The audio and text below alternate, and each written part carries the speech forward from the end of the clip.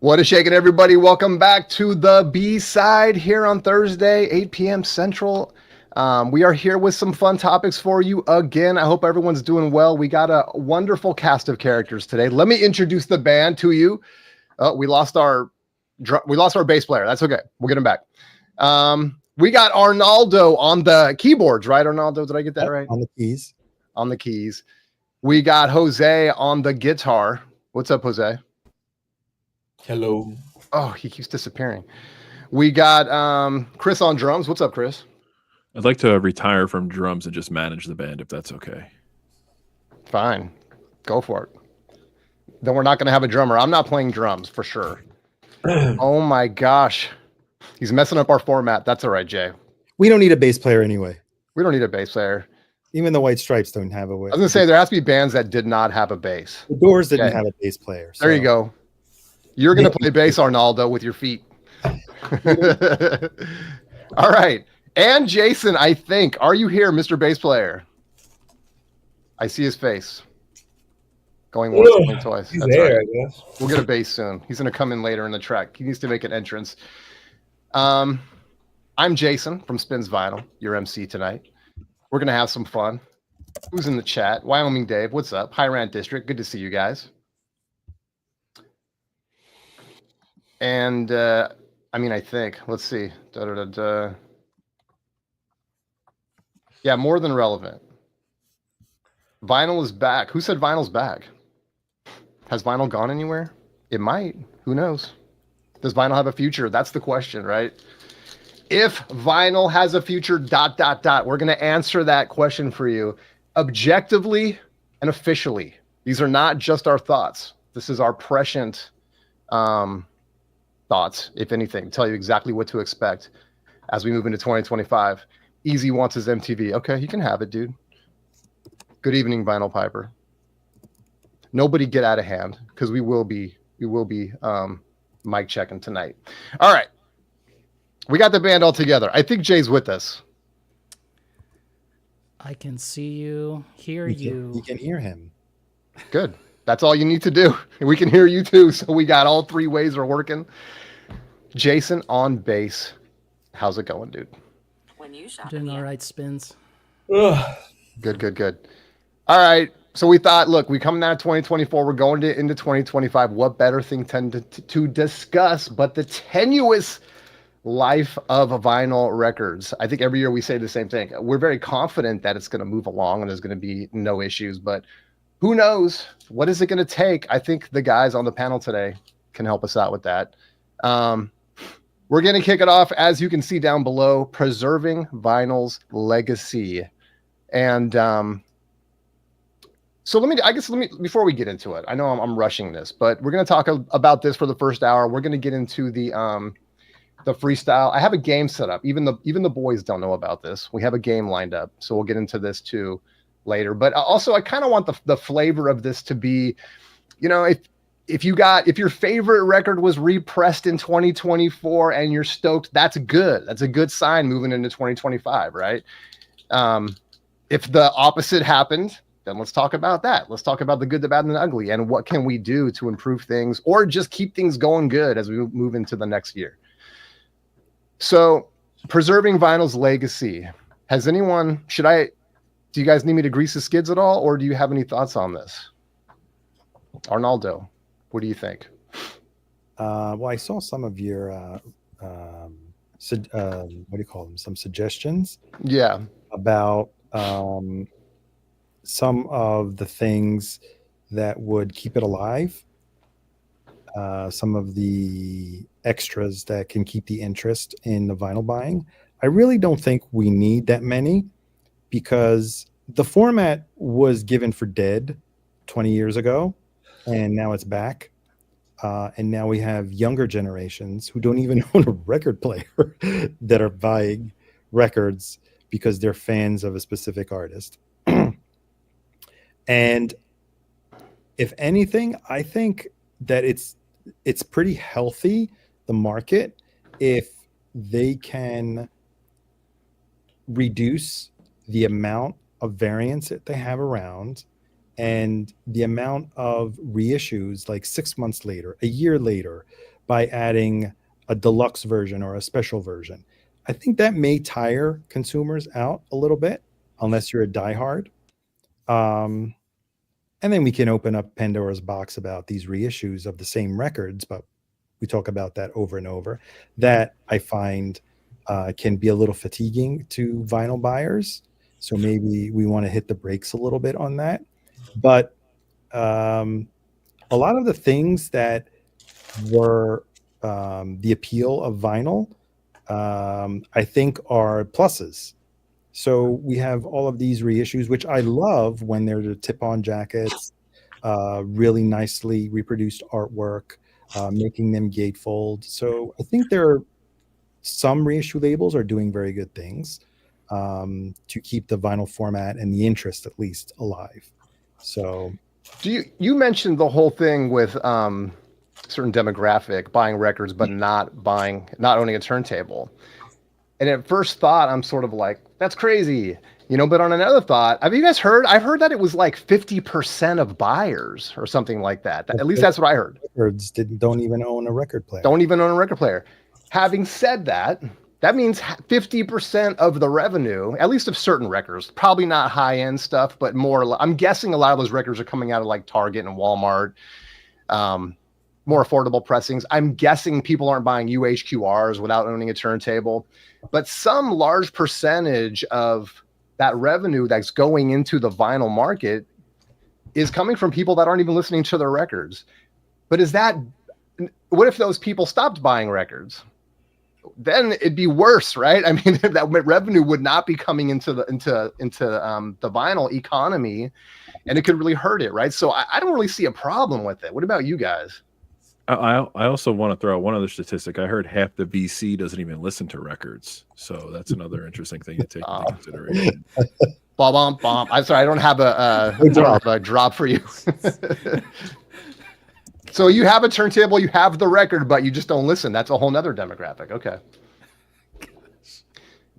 But does that make sense? It's like I wouldn't crap on people for buying records without a record player when it's helping to further the economy along, right? I mean, is that weird? Well, I'll say quickly that I'm a strong believer in that saying that goes, it's the same not knowing how to read than not reading. So I think that there's a lot of people here that buy records to never fucking listen to them, or they have them sealed over there. So it's the same thing if there are people that buy records that they don't intend to play. It's the same as people that buy records not intending to play them even though they have record players. It's the same shit, I guess. I guess, like, to Jose's, to everybody's points on this, like, I don't fault people for buying it and not opening it, because I think because it's physical media, it will always be there. And there might come a time where they do decide, you know what, I'm going to listen to this. I'm not just going to collect all these Taylor Swift records because I'm a fan of hers. And it will be present for them to take advantage of. I think it's an interesting point. If that statistic is valid and that collectability or that attempt at collectability goes away, that could be pretty damning for some of the major labels, I would assume. Because it's not like, to your point, people are buying UHQRs and leaving them sealed, unless they're buying two and opening one and reselling another. But you can even see the resale market on some of these premium reissues completely has dropped off. You're seeing one steps below retail on the resale market. You're seeing the rage over some of the shortage in production that we face like really simmer out. Well, especially now that someone commented on the value of the one step, that maybe they will go unsold for a bit. Yeah. And I also think, like, for example, I think Acoustic Sounds Analog Productions is learning a hard lesson that, punching up 50,000 kind of blues between the two speeds and still having them in stock is something they probably didn't expect either. So I think there's going to be a correction in the production. And I think the younger demographic that's buying these records are important, even though they're not listening to them, because I think the manufacturers are kind of basing a lot off that. And like I said the other day, in last episode with Chance, I said I think that sometimes these companies have to work out a better deal. Because if people keep telling me, oh, it's because the deal they had to press 30,000 copies. I'm like, well, fucking get a better fucking deal or press something else. Like, why will you get bullied to pressing 30,000 copies when there are companies like Music on Vinyl that does 1,500 copies, a 1,600 copies, and that's it, of fucking more famous, more popular, more in demand bands than the UHQR one step bands are happening. So again, not my problem if you coming the first day at the meeting and you're like, hey man, we got all this money, fuck it, here it is. It's your fucking problem because you went big dick on it and everybody saw your dick and they were like, well, somebody gotta suck that shit, so give me that money. You know what I mean? Hey Jose, can you say that again? Can you repeat that again? Oh, you know what I mean? It's like it's absurd that they go all the way all the time putting one steps or UHQRs or whatever instead of just giving us the simple jacket. The people are still going to buy it. And if I have $100, I'd rather have 4 records than getting not even one. You know what I mean? When it comes to a UHQR. So my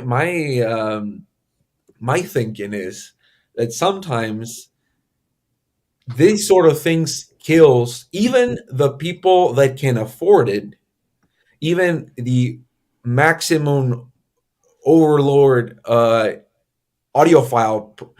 They're gonna get frustrated after a while when they keep buying $150 records and they don't keep sounding that much better.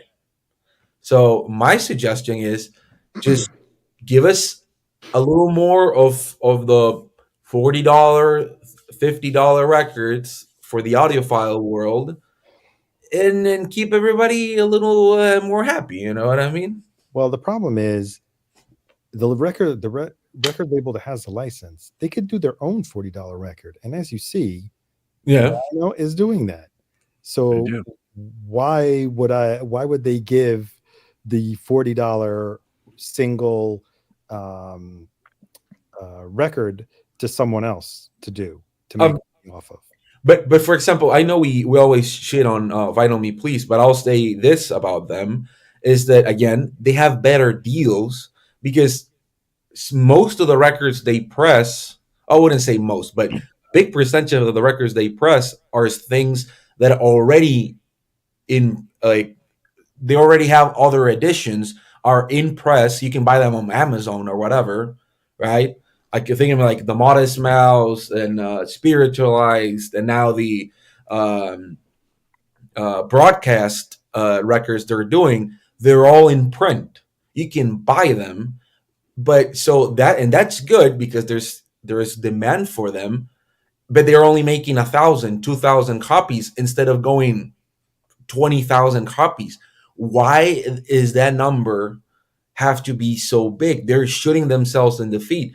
Maybe the label won't give them the rights to do 20,000. Yeah, but I don't think it's that, because again, if there are things in between that Vinyl Me Please is trying to do, even like Blue Note type shit or stuff like that, Jazz, Alice Coltrane, they did Alice Coltrane, Anola Productions did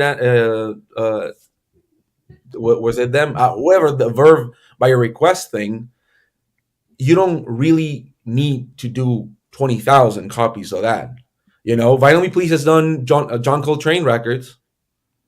They did those jazz box sets.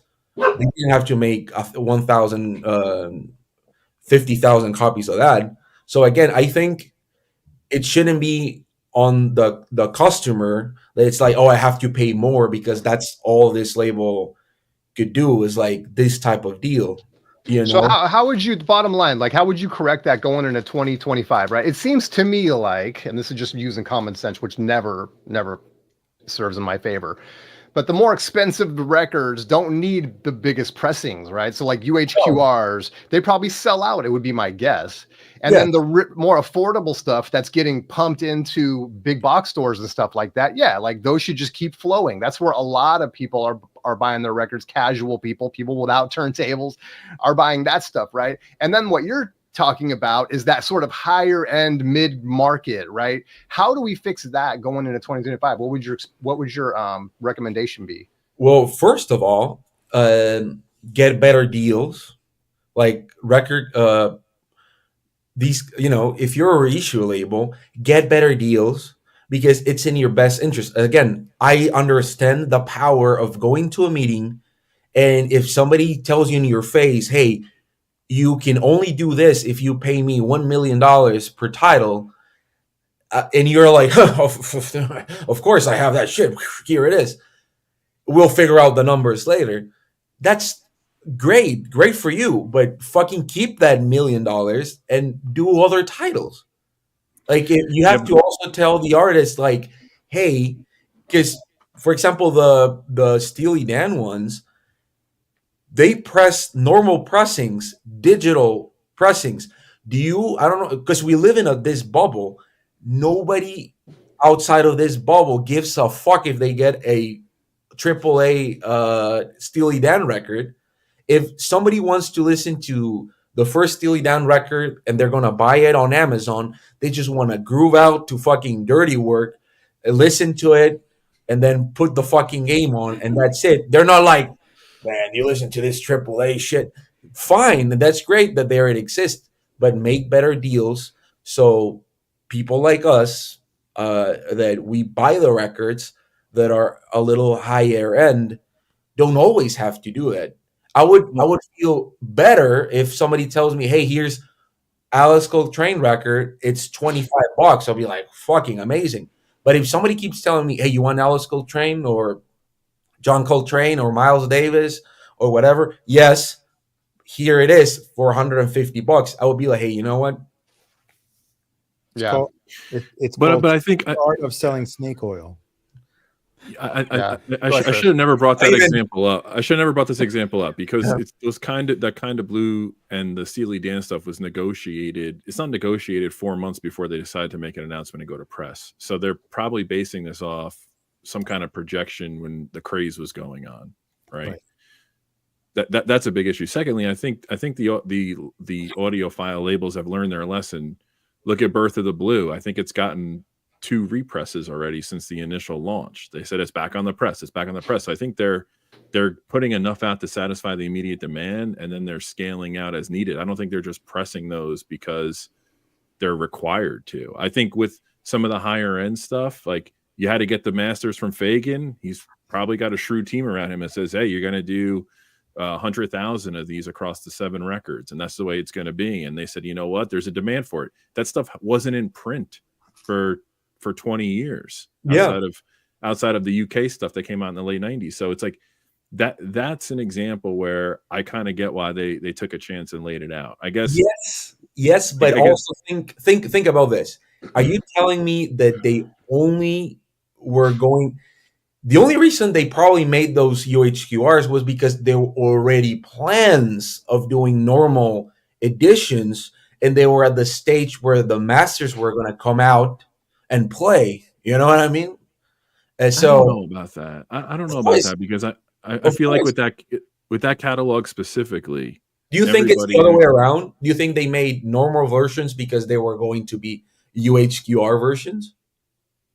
I think that I don't know the intimate details of the label, but I think the guys at that label know that every audiophile, demographic is going to drool over the fact that Asia and Gaucho is on UHQR, and then they just do the whole catalog. Like they never done the whole catalog. Should they make price points of the same albums? So should we get a UHQR Asia or whatever, and then should we get a $50 Asia, and then should we get a $25 Asia?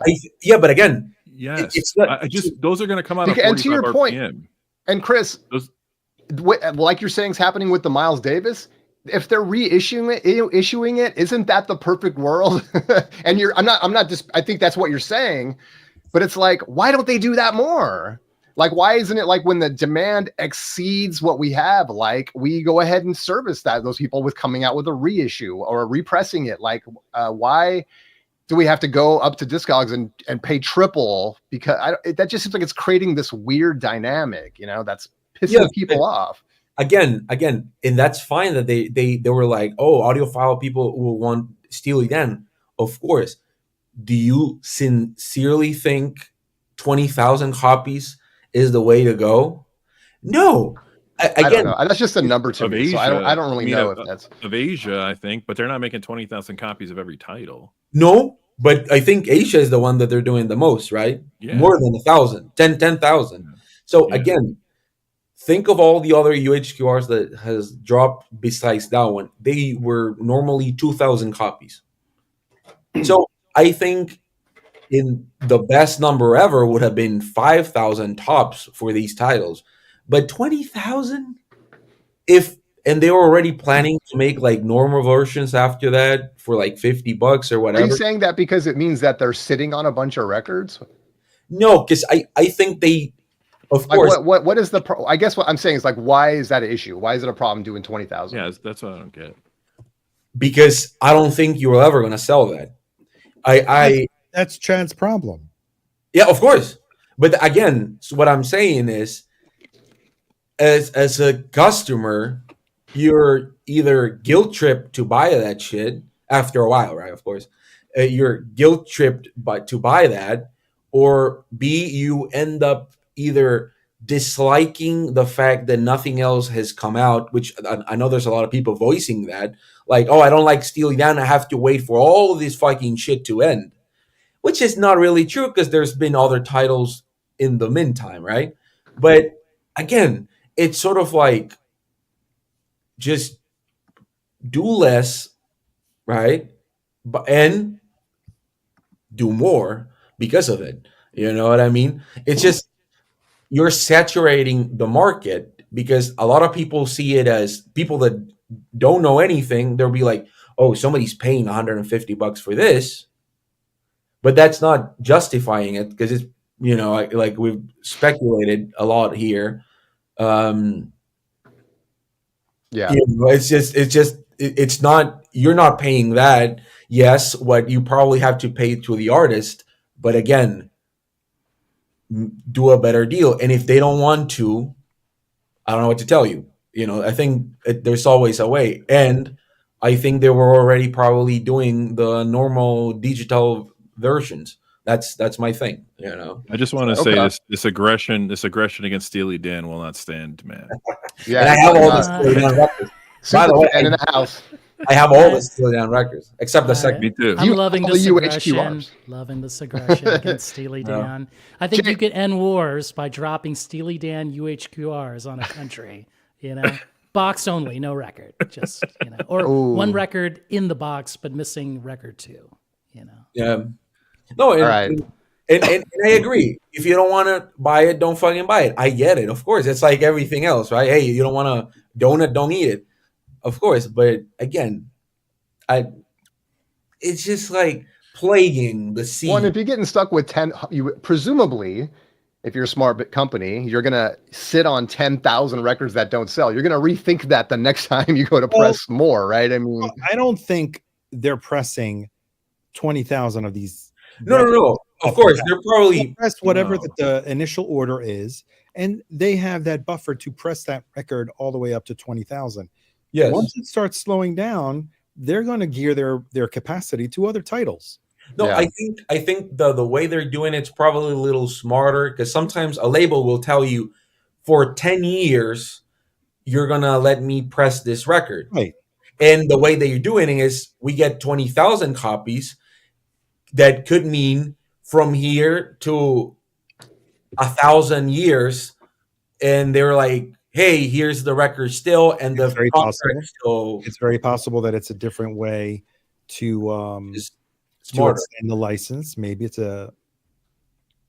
it's based on the quantity, but it could be a shorter license, and he could have had a 10-year license, and he can blow hopefully through it in 5 years. But the economics of this whole deal are only privy to them. And they made the deal that sensibly was going to make them money. That's all we can accept at this point. You know, as long as they give us other records that we like and not always the same records in a box with some ads and some brochures in it. Yeah, for real. At least fucking do a poster or some shit like that. So Arnaldo is missing an Chad AP swimsuit, calendar, Oh, see, saying? I would go for that. Yeah. But you also have to remember, and you guys have all been through this, for up until 4 years ago, you'd go into any record store, and in the just-in bin in every record store, there'd be Fleetwood Mac Rumors, Billy Joel Turnstiles, and copies of Asia Fur. They couldn't give them away, and then that all dried up. So there's got to be some kind of demand on that title. They weren't just... Well, that's a perfect segue. Sorry, guys, but that's a perfect segue. Let's try to round out the convo. Let's go to record stores and the vinyl community. I'm sorry, we did a half an hour on that. I just want to make sure that we like. It was getting good though. It was heated. Jose was about to cry over a UHQR. By the way, look at this table that I got from a Toya thing. Look, can you see the table? Was that from your last pizza? No, it's a table. Look, it has like fruit on it. Yeah, that comes in a pizza. And a snake oil. Very cool. So Chris, you kind of touched on this in terms of record stores and moving forward with digital coming into play, with high-end records coming into play, direct to consumer stuff. I'm curious, like what, and in an area, I happen to be in an area in Portland that supposedly, looking it up on Google, says that per capita, we have the most record stores per capita in the country, which wouldn't surprise me, dude. I mean, I'm still discovering stores, and there's probably 20, 30 stores, like just in the Portland area, apparently thriving. I mean, I don't know, man. I think to myself, like, is now a good time to open a record store? And then another one pops up. But so any thoughts on that in terms of your local? I mean, are they missing the boat anywhere? What are they doing right? What are they doing wrong? Is there any improvements we can do there? I know for myself, I go to a lot of these stores and they must be serving the greater population, but it's mostly going to be reissues. Yeah. And not a ton of used stuff, but some. That's why I try to find that used stuff when I can. You got to really dig for it now, at least in my experience. Let's get into that a little bit. What about our locals? What does that kind of... Go ahead. I think there's two things that have to happen. One is they need to be very proactive, to your point, in going and finding and buying collections before that gets consolidated to the same major players over and over again, because they're not going to survive on reissues and they're not going to survive on new stock. And the second thing they have to do, I worked in a music store when I was a kid into college, and I hung out at music stores, and I don't get the same vibes as I used to when I go into a store. You used to go there and bump shoulders with people who would give suggestions. I equate it to the way I talk to you guys offline or on these streams, like, hey, you listening to this? What's your thoughts on this artist? Have you heard this? Like, I don't think you get that as much as you used to. It used to be more of a communal thing. You'd hang out with the staff. The staff was just there, and obviously they need to make a living and make money and all that stuff to stay open. But there was more of a sense of sharing of information. And I think that it's important for record stores to kind of reignite that a little bit.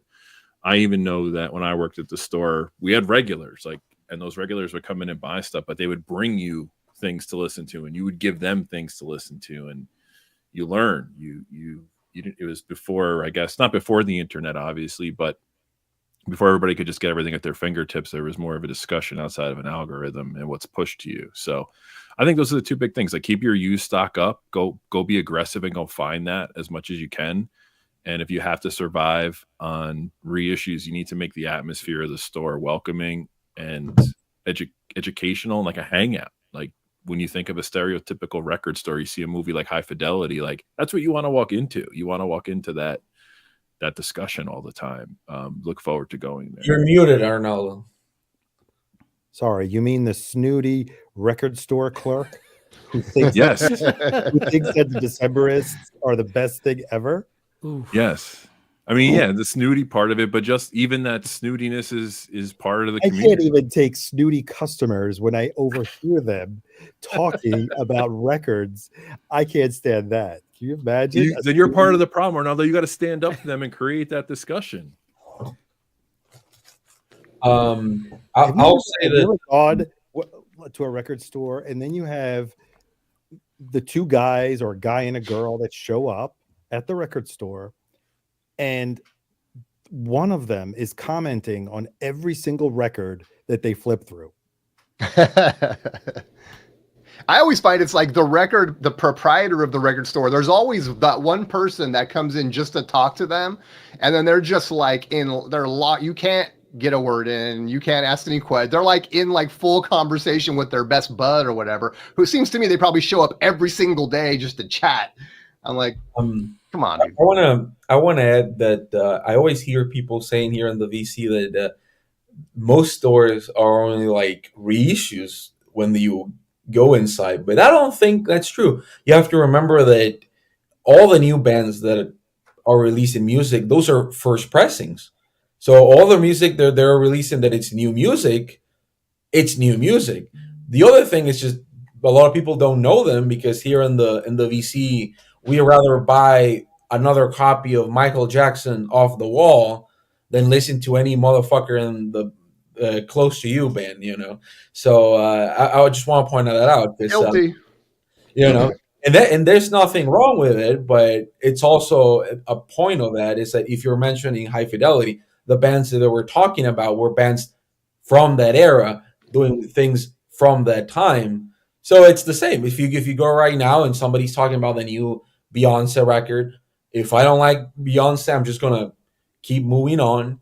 But you know, I don't expect all the stores to have used stuff, and there are stores that have pretty much nothing of used records. Like for example, Waterloo in Austin, Texas, they don't have really used stuff, but they have a lot of price down stuff that it's pretty great prices. They basically just getting like the smallest amount of money out of new releases, but they sell a lot, which is, you know, I guess that's fine. But it almost seems like in some cases it's a higher priced extension of Amazon. Like I can just walk into a store, pay $5 more, and walk out with a record to support my local. Well, I wish to a certain extent, yes, but sometimes they have variants and versions. Yeah. I'm not saying that's exclusive 100%, but I mean, you know what I'm saying though. Some of these stores, it's kind of like that, you know, and I've stopped going to some of them for that reason. Yes. It's like, why am I going to drive there?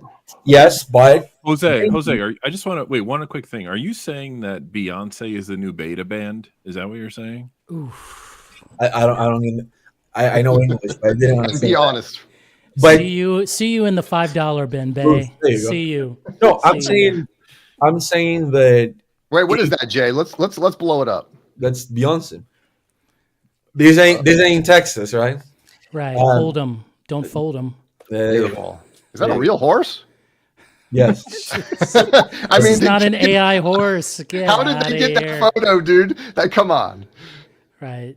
Hold still, Beyonce. Hold still. Yeah, exactly. But let's get another one. What I'll say, by the way, yeah, Waterloo does have used stuff, but it's like a very small amount of stuff. They also have like Grail type stuff in the counter, but you know what I mean. It's 98% all new stuff. What I'll say is that it's if you go to a record store and you only see stuff you don't know, you either have to start knowing, or B, just I don't know, find another store or whatever. But I don't think it's a bad thing because most people that buy records nowadays, and a big chunk, are going to get new music, and most people that are 20, 25 below. Jose, you're not talking about people in the VC. The people in the VC, they buy the same records over and over, and they haven't bought a record that has come out in the last 20 years. So you're talking about new kids. They're still like, hey, you remember when that Kiss record Destroyer came out? Me and Ad Rock are like this, man. I haven't listened to music in 30 years, and that's the way I like it. No, but that's sad. I would say that's fucking sad. But there's a lot of good new music, like from new bands, and I think both yeah, it's all on Spotify. can coexist. Well, I mean, just to speak from New York, there are more record stores which focus mostly on used stock versus new stock. I'm reduced to either going if I want something immediately, it's either going to Rough Trade or to one other store that's down in the village. I think Stranded also has a pretty good selection of new music. But other than that, it's mostly a lot of used record stores. They will have a small, like Academy will have a section of new records, but I've gone there twice to look for records that are fairly recent. Like they didn't carry the Primal Scream record, which had just come out 2 weeks ago. And so they don't have a very deep stock, some record stores, when it comes to new records. It's just that's kind of it kind of goes to my point though, right? Like those stores are surviving in New York City because they're not relying on new stock. That's what I think. Because on the new stock, the margin is much less than on the old stock. On the old stock, they can buy a collection on the dollar. That's a great point. That's a great point. Maybe upsell some pieces 70% of what they bought it for. Is the stuff just not available, or are they just staying in their lane? You know what I mean? I wish Brandon was here because he works at a record store. Like, I wonder just why there's different philosophies in different stores. And that is a great point, Arnaldo. It's the economy of that store. So in New York City, rent is very high. So whatever is going to give them the most margin is what is going to keep them in business. Yes, that was my point. Is like for the record store to survive, they have to anchor themselves on the used. They have to go over that mark. I'm not saying I want to go in there and only look at used records, but I'll tell you what, I'll pay the extra $4 for a new release if I'm getting something that I can't get anywhere else, or I just don't walk into and see every day. Or quicker. You have to have that balance, or quicker, or quicker, yeah. For example, I'll tell you something. I live here in Mexico. Most of the record store here are either 100% used stuff or 100% new stuff.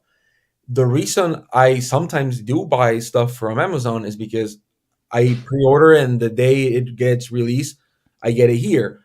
Most of the time, they fuck up the record that I bought. I got something else, ding corners, a piece of shit cardboard box, whatever.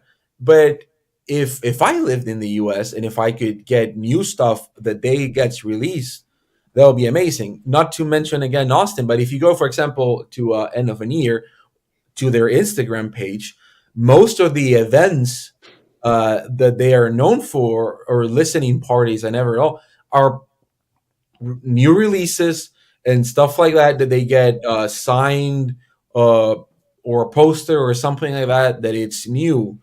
And End of an Year is highly known for a lot of people for getting very niche stuff. There are a lot of experimental, a lot of punky stuff, soundtracks, even VHSs, blah, blah, blah. So again, you get a little bit of everything, but I think that most people right now are buying music that was done in the past 20 years. Because again, we're talking 20 years. I just saw a post today that Sufjan Stevens' Illinois was released 20 years ago. I felt fucking old for the first time. I was like, oh shit, So it's like, oh my god, it's like 20 years of that. Wow, that's amazing. But so indie's old. The first LCD Sound System record got dropped 20 years ago. So again, I don't consider that new music at all. It's 20 fucking years. But if I tell someone in the VC, hey, have you ever listened to LCD Sound System? Guess what? The majority of the record buying public now is ages 14 to 18, 20. Is that true? They have no idea about Sufjan Stevens' Illinois. For them, you said 20 years ago. They probably they weren't around. Yeah, I know. That's why I felt old as fuck because I was like, oh shit, 20. Because I remember when the CD came out. You do? No, you don't.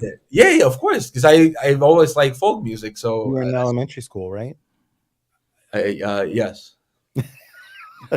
See, no. I don't think so. Yes, Well, I don't know why it would be a lie. was. I have a the good and beautiful chance of when I was a kid, I had two Australian teachers that I still owe a lot. That they would give me their CDs when what they would get. They would hand me the CD. I would go home, rip it to my computer, and give them back. So I'm very happy. That's old school now. Yes, but They need to answer to High Rand District. So if you look at the top sellers of 2024, you'll see how many. Are you saying vinyl though, Arnaldo? Of course, what is this shit? Or listeners, music consumers in general. The music consumers, right? That means streaming too. Have always been the. Wait. Do you think people are streaming more? Let him talk. Let him talk. Swift.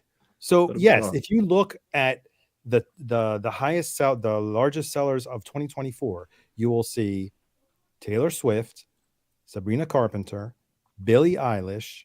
I just looked at the Luminate report today. Those are the highest selling records of the year. Who do you think bought those?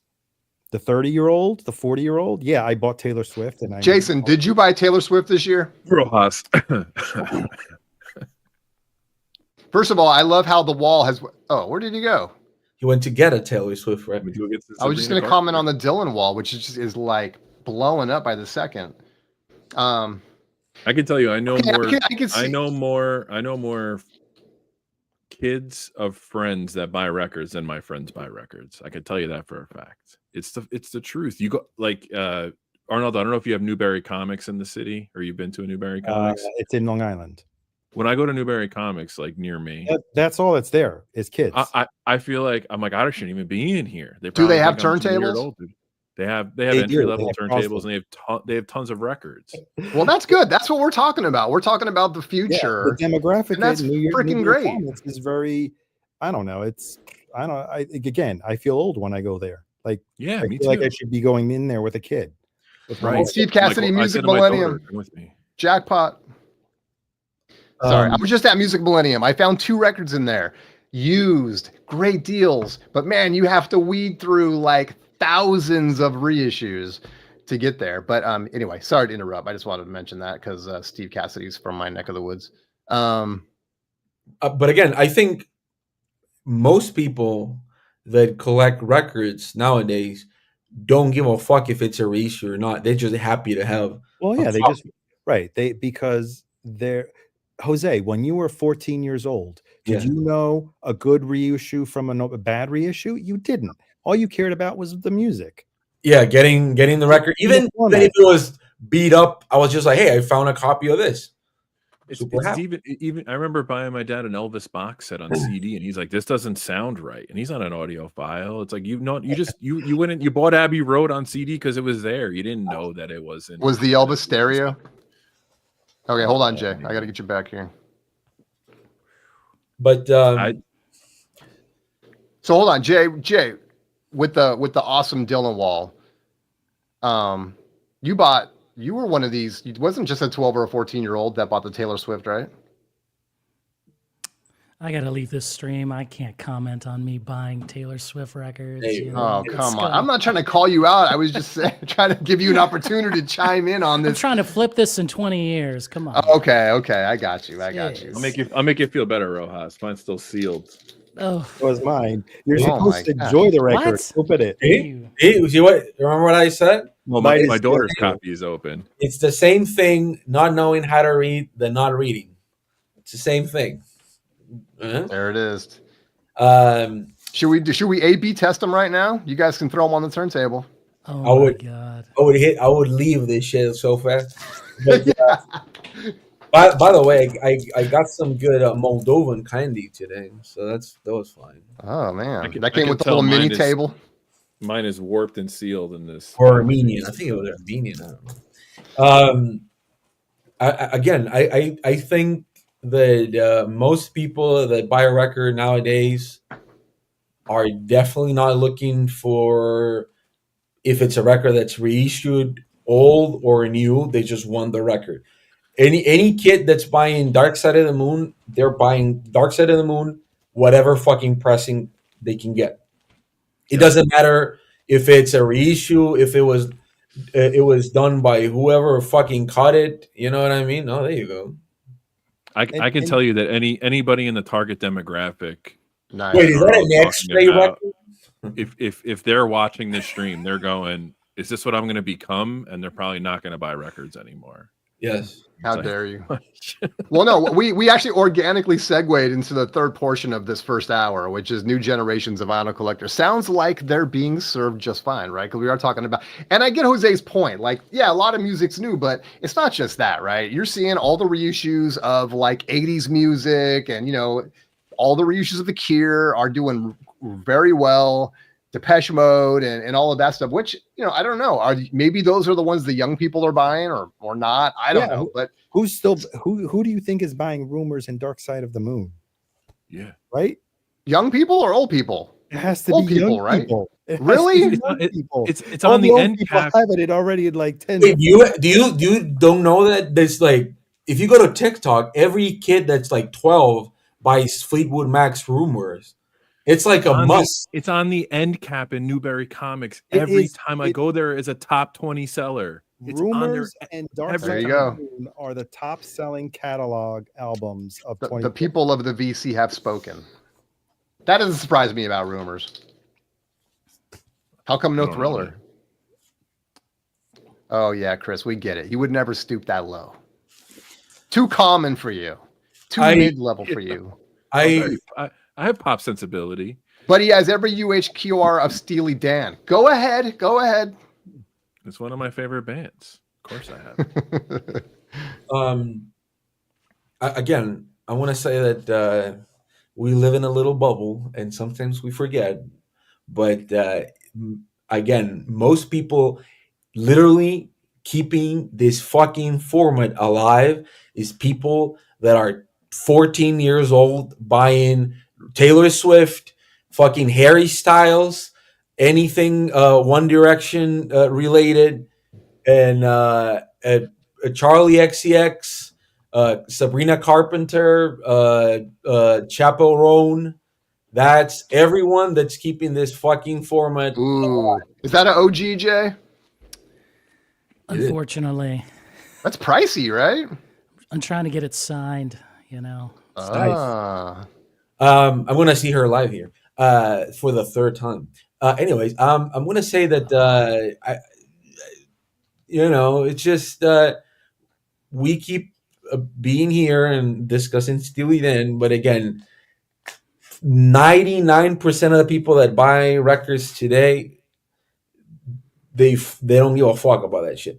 But that's fine. But we got to keep that in mind because again, most record store, they have new stuff. I work in a record store. You know how many people came in and they were like, "Hey man, you got the good first pressing of Dark Side of the Moon."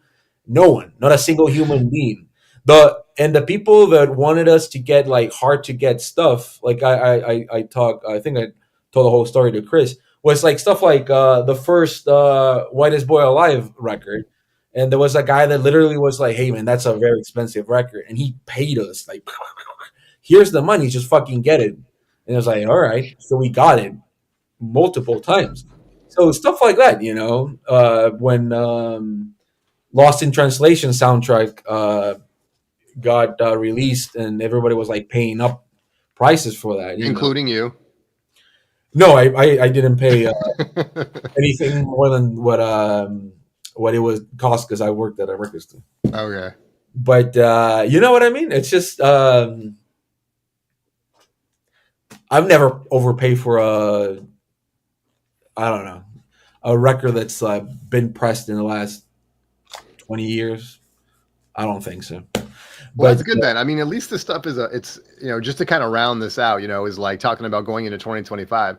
One of my things is I'll always been a little concerned about whether we're serving the younger people and that's just because my world is like, used records and buying off Discogs, and like we talk about high end stuff, the UHQRs and Music Matters and whatever, and and all that stuff, MoFi's. But yeah, it's great that there is that demographic is being served, however it is, and like you said, a lot of used record stores carrying that stuff as well as big box stores, bodes well going in, because eventually all of us are going to be, right, our records are going to go to someone. And I'm not saying the market's not going to be saturated at some point. I'm sure it will be. Leave them to me, thanks. At least people will be, yeah, right. It'll all go to Jose, but at least people will be interested, right? At least some will. So it's cool that there's still an interest for young people.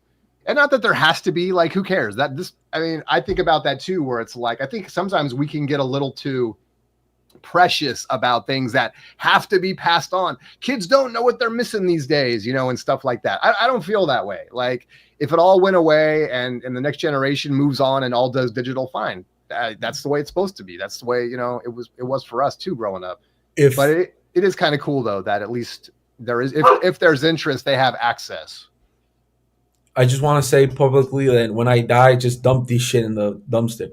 But the good records, the ones that I feel should be preserved anthropologically, those they could be donated to some institution that might want them.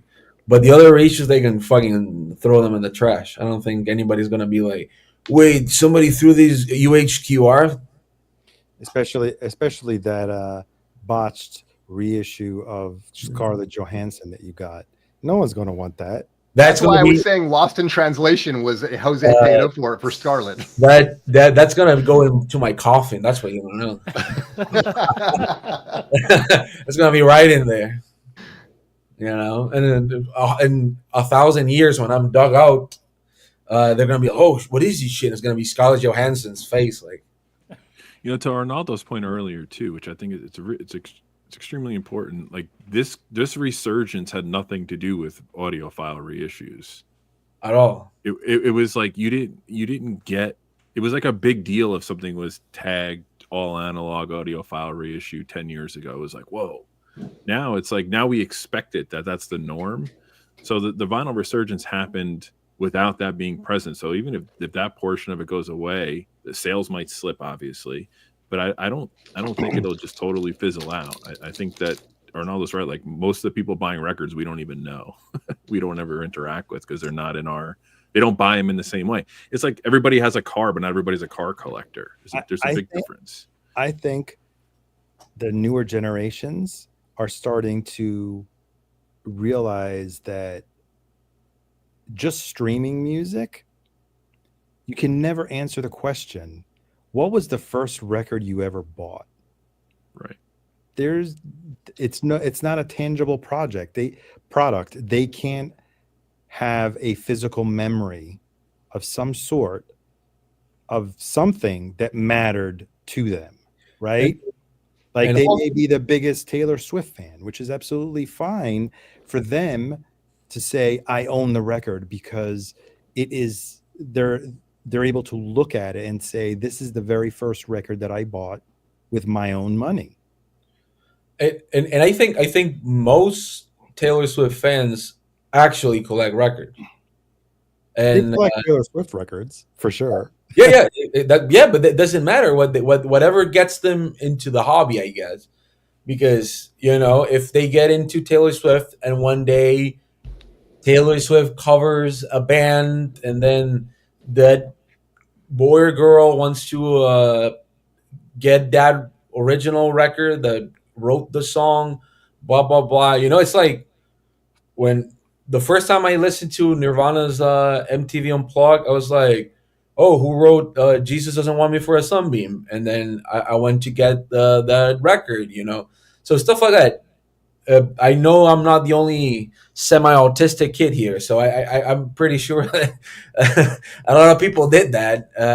And I agree. However, newer generations discover new music or discover a new hobby, it's all welcome for me, Yeah. And again, listen to new music sometimes, at least one. Because even artists that you like from 100 years ago, they still releasing music. Like the Sun Ra Orchestra guy that's doing his first solo record, and he's just turned 100 years old. Marshall Allen. Yes. So I'm not even. Did all the Sun Ra master tapes burn up in the Universal fire? Yeah, but I mean, can we just now you can get real?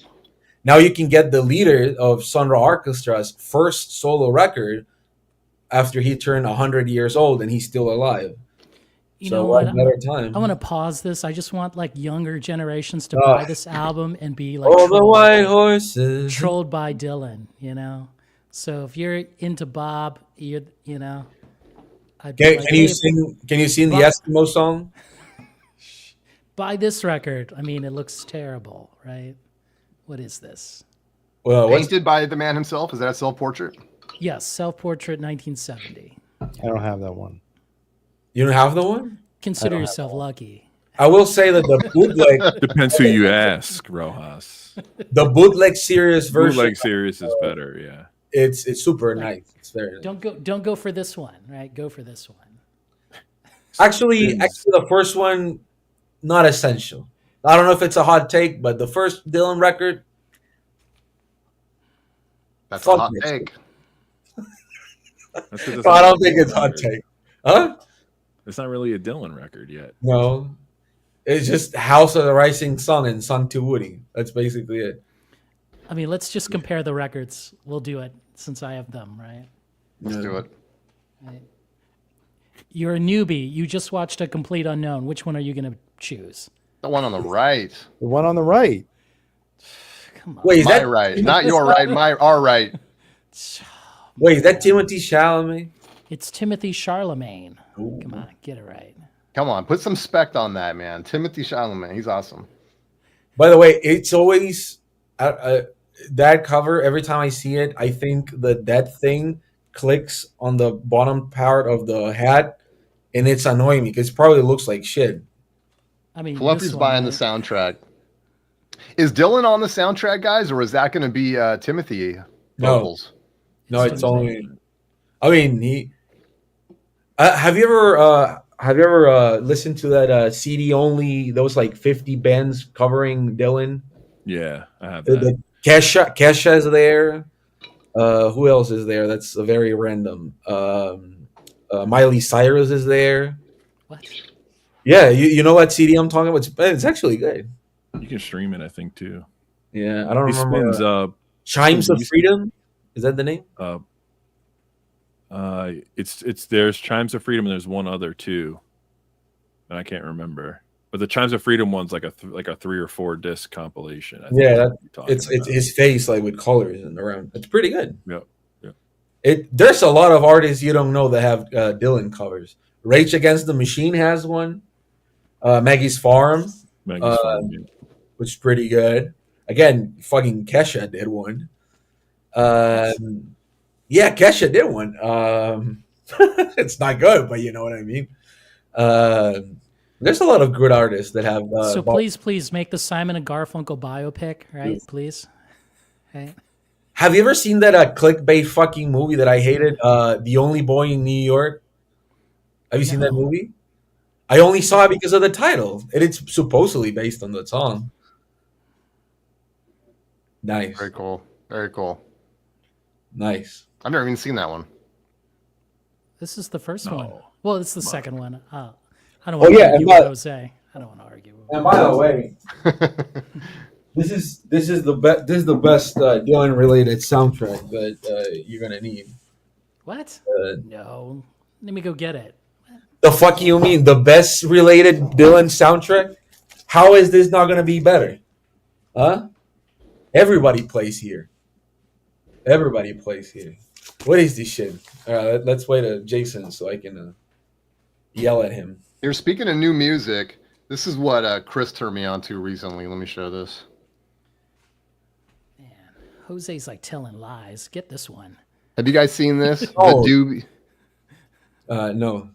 No, what I said, Jason. Go stream it right now. Go stream it right now. Hear my words. I said the best Dylan related. I didn't say Dylan best soundtrack. I said the best Dylan related. And that shit has Billy One knocking on heaven's door, and that's fucking it. That's a bad position to be in right there. You don't want to be on the wrong end of that. No, but this soundtrack is it's really good. And Sonic Youth is all over. John Doe is all over the place. Even Richie Havens is here. The guy that opened up a Woodstock. I was just watching that. I just saw that video. Yeah, the Black Keys are here. Mason Jennings, Anthony and the Johnsons doing Knocking on Heaven's Door, which is very fucking sad. Is it Wilco on there? Yola Tango. Yeah, Wilco's here. Calexco's on there. Sufjan Stevens, Willie Nelson's here. Glenn Hanser and Marqueta Irnoa, which are the swell season later on. That's before they became the swell season. So yeah, pretty good. Sonic Youth doing I'm Not There. Eddie Vedder and the $1 Million Bash, which is some people from Sonic Youth, Pavement, and I remember what else band. But yeah, everybody's here. And the fucking movie is really good. Anybody seen the movie here? Yes. Yeah, it's a fun movie. It is pretty great. Even if you don't like Bob Dylan, I think that's a great movie. I love his documentaries. I've seen. You never seen that movie? No, I saw the movie. We talked about it last 2 weeks ago. I thought it was 10 out of 10. I love the new film that's out. Oh, this one. I'm Not There. The movie. That one, I'm not sure. I don't think I've seen that one.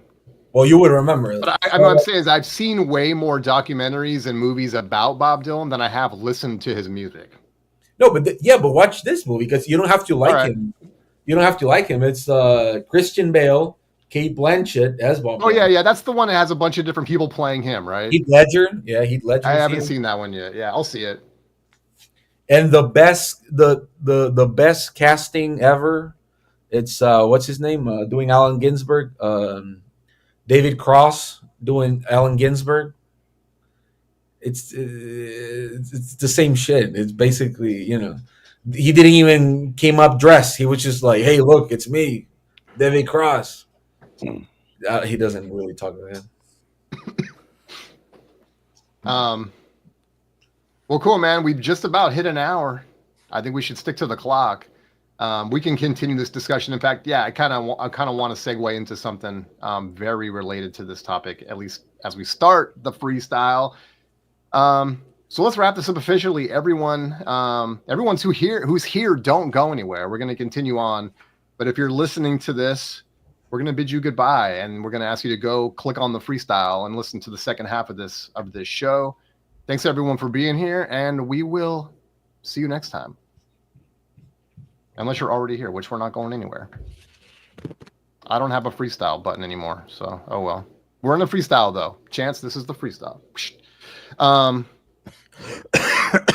Did anybody get one thing I was thinking, which would, I don't know, I thought maybe it'd be cool to just talk about some positive stories regarding maybe what we got. I think part of the way to look at how 2025 might shake out is to look at, was there something that you were excited about that came out in 2024 that you picked up? Maybe a favorite record that came out, got a UHQR release, or just got a really good repressing or something. Something that makes you say, yes, they got it right on this one, and it makes you kind of excited about going into the new year. Chris, did you? So go ahead, Ronaldo. The Cure made a new album that made my year. What? Do you have it handy? You want to show it? You want to talk about it? I don't have Wait, it. What was the question? Sorry. Thank you, Jason. There you go. There it is. He made a new album. So the question is kind of like, what did anything happen? Is there any examples of records that came out, reissues or anything, or even new issue like this, that bodes well that made you feel good about being, buying vinyl and that. And that was segue. Robert Smith promised a follow-up to that album this year, so it bodes very well. Oh, it's coming out this year. That's cool. Yeah. He's hoping to have it out by the summer. Are they already recorded? Because he talked about a couple different ones. There's 3 albums. The second Yeah. album is mostly done. Thanks, and Jay. then the third one still needs some work on it. It may not come until maybe next year or the following. But he promised us another record for this year because he's in listening to an interview, he has this plan that I think he's going to retire soon. When is is it the 50th anniversary is coming up in what? Their first album, Jose is always the timekeeper. The first album came out in what, 78? Or was it? I'm at a loss. I think it's like 78. Well, so this is Boys Don't Cry. I don't have 3 imaginary. Okay, so yeah, 1978. Yeah. 78. So he was hinting at the fact that he's only going to give it until the 50th anniversary and wrap up the career. So he's got really? Okay. 3 more years. He had it all mapped out. Paul says Eagles Hotel California One Step was killer. I don't know if anyone else on the panel grabbed that one, but that's cool. I had that, yeah. Was it last year or 2 years ago? I think it was 2 years ago. Chimes of sorry, I don't know if this was from before. Chimes of Freedom compilation is also very good. I don't know if he's reacting. That's the one. That's what Jose was talking about. Oh, okay. What about you, Chris? You've got some, right? Yeah, I got a few things I was really excited about. 2 series I want to talk specific reissue. This is one of my favorite albums ever, and I know Arnaldo's a fan. I'm sure all you guys are a fan of this, but I've been through, not displeased with all the other reissues I've gotten on this, but compared to this, this one's amazing. But when I thought Analog Productions did an incredible job on this, I was so happy to have this in a proper format. I have like a bunch of anniversary reissues and Start Your Year Off Right. The only thing I don't have is that box set, which I don't know why I never got. I was kind of foolish, but this made me really happy and excited. When I saw they released a series and this title was in there, I was super stoked. So I know Underground Loaded. When that was the one that I was really waiting for, and then they announced like it was going to be shipped. I waited to hear other people's opinion, because in that year and a half that it was announced that it was going to be part of the series, I started, and I've talked about this before. Do we really need it at 45? Why can't he just make a nice 33 version? Well, that's the thing. It's like this is kind of a theme for a couple other records I have pulled out. We talk about some other things, but like how is this not available in a 33 at the same quality? Everybody should be able to have access to this record in that simple format, and that's kind of my gripe with a lot of the reissue stuff. The 2 series that really invigorated me, and they're reissues, but I thought the comeback of the OJC stuff was awesome. I've been really happy with a lot of these titles, and I have some of the 80s titles, and I know they're putting those back out in the next run. Like the Miles ones have been reissued years ago and stuff, but I think this is great. They're giving Tone Poet a run for their money as far as quality, and the titles are probably what you want for Tone Poet, just like marquee titles that they put in the classic series. But I've been super happy. But the favorite thing of all last year was the Bluesville series that Kraft was doing. I've gotten every single one of these, and it's like the OJC for blues, I guess you could say. I think it's great they're putting these back out in good formatting. It's hard to go get like decent clean copies that are affordable, and these are just fun. Some of them I've known, some of them I've never heard before, but I've been so excited every time a new one arrives or give a chance to pick one up. So I know there's more coming out in the new year. They're just great, and I think it's cool. Sorry to disappoint Jose. I don't listen to a lot of new music, but this stuff I love picking up all the time. Well, Chasing Records brings up a good point. I'm not the only one who will take a ding in sound quality for my record to be in 33. I was going to ask you, is there more fidelity in that Velvet Underground that's worth having it be in 45? It's not a fair comparison because to my knowledge, the previous reissues weren't analog. Like this sounds better. It doesn't bother me to get up and walk 8 feet and flip a record every 10 minutes. I just don't care that much. The sequencing doesn't bother me. I have an opinion that opinion on 45s became a hot topic because certain people were promoting the 33s of certain albums being issued, and that was their big claim. Like, oh, I don't have to get up as much. Like, get a grip. Like, who cares? Well, yeah, there's not getting up as much, but also like, is it. there even value in like putting it on 2 discs and then charging more for it? If it was the first Velvet Underground, I'd be like, no. I mean that was just recorded poorly, right? So yeah, that's a fair. I just don't know about that record. Yeah, no, this record's killer. It's a rock record. It's like a what poppy their poppiest album, you know. Velvet Underground. Yeah, but I was not here. I was making coffee. You don't need any more coffee. It's late. Loaded. Oh no, I definitely need more coffee. It's worth. It's. I think it's worth on 45. I'm not disappointed it's on 45. I wouldn't be disappointed if they did it on 33. I'm happy to have it, and it sounds great. Yeah. Cool. Sorry, I'm trying to change the screen. There we go. Jay, you got anything? Any things that stood out to you from last year? You know, you wait 20 years. You wait 20 years for this to be on vinyl, and it's a sleeper. You don't know until Stephen Schnee and 2 other people do a video on it, and then you're ashamed because you didn't know that Badfinger, Head First, was released in early December. This was their last record that they made, right? And it was not released by Warner Brothers. They decided to not put it out. And I think it came out in 2009, somewhere in the 2000s, but on CD. They never put it out on vinyl. So then now you had to wait longer, right? You know, and finally, 2024, it comes out. And this is like from the master tapes, not from the CD. I think it only had the rough mixes. So to actually have it, you know, I found it at I think it was End of an Ear. So Jose would have laughed. I pulled it out of End of an Ear Records, which is in South Austin. And I almost cried, but I didn't want to, you know, get anybody to, you know. You got it for 20% off?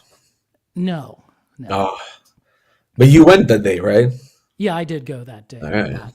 Bought a bunch of stuff, you know, for 20% off, you know. I mean, I almost bought some Neil Young stuff, but then, you know, thankfully, common sense prevailed.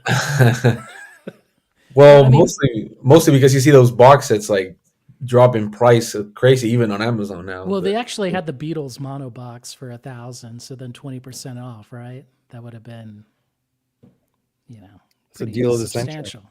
Yeah, and I was going to text Jose, but I was like looking at the box. I'm like, ugh, like I don't need to. I don't. This is a deal that I can't. Somebody probably took that though. No, actually, nobody took it. It was just nobody looks at the box sets there.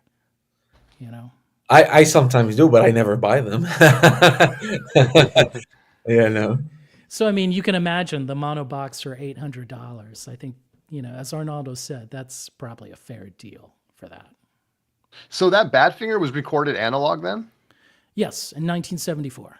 Oh, okay, I gotcha. It just but it never came out on vinyl. You're saying? Correct. Like they I think Warner Brothers said they didn't have the master tapes or they lied. So then they put out the rough mixes. The engineer, Phil McDonald, he had the rough mixes. They put it out on CD. Those things sounded like crap. McDonald's? No, not Michael McDonald. Phil McDonald. Oh, Phil. It's like an engineer for the Beatles and others. I assume now it's sorry. But I mean, so then the keyboard player, who's only, I think, other than Joey Moland, right? He's alive, and he sued Warner Brothers with help, and then he was able to get the master tapes back, and hence this was able to come out. Which, thank you, you know, thank you, Bob Jackson. Bob Jackson, I know you're not watching this, but thank you, you know. And was that where did that cover come from? So they wanted, this isn't the original cover. Right. They've lost the photo, but it was supposed to be them looking inside or looking into like the lion's head or looking out of the, hence you see the titles, you're going head first, right? They always had like those jokey titles like Straight Up. I don't know if you know their titles, like Straight Up. I've never heard of this band.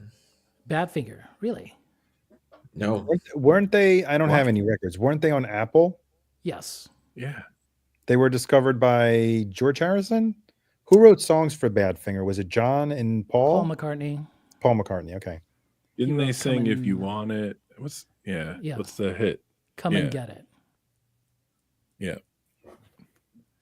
So I'm not trying to ruin the Beatles, ruin the stream but I mean, I'm so grateful for this coming out, and to hear it the way, I mean, it's not the way they would have intended, of course, since most of the members are dead, but to actually hear a master version of this, like very powerful, very moving, Very cool.